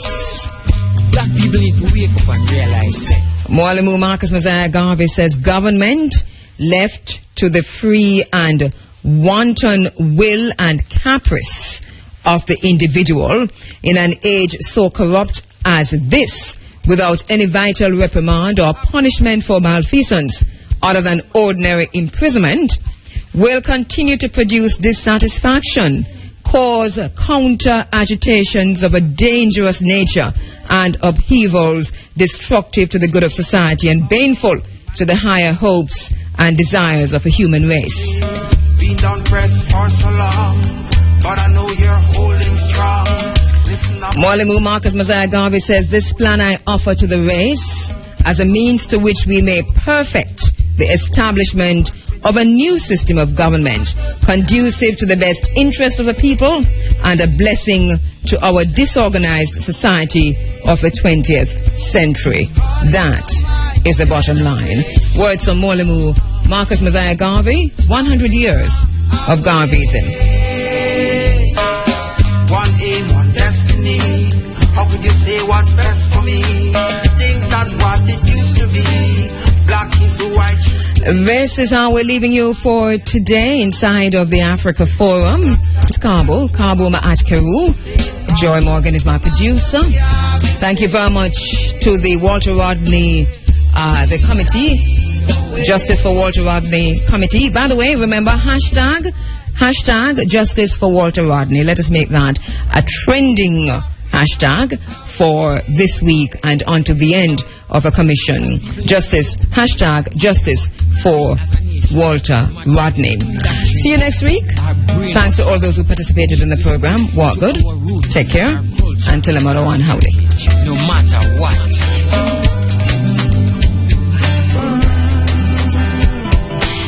Though you think you're living large, you're living in the next man's yard.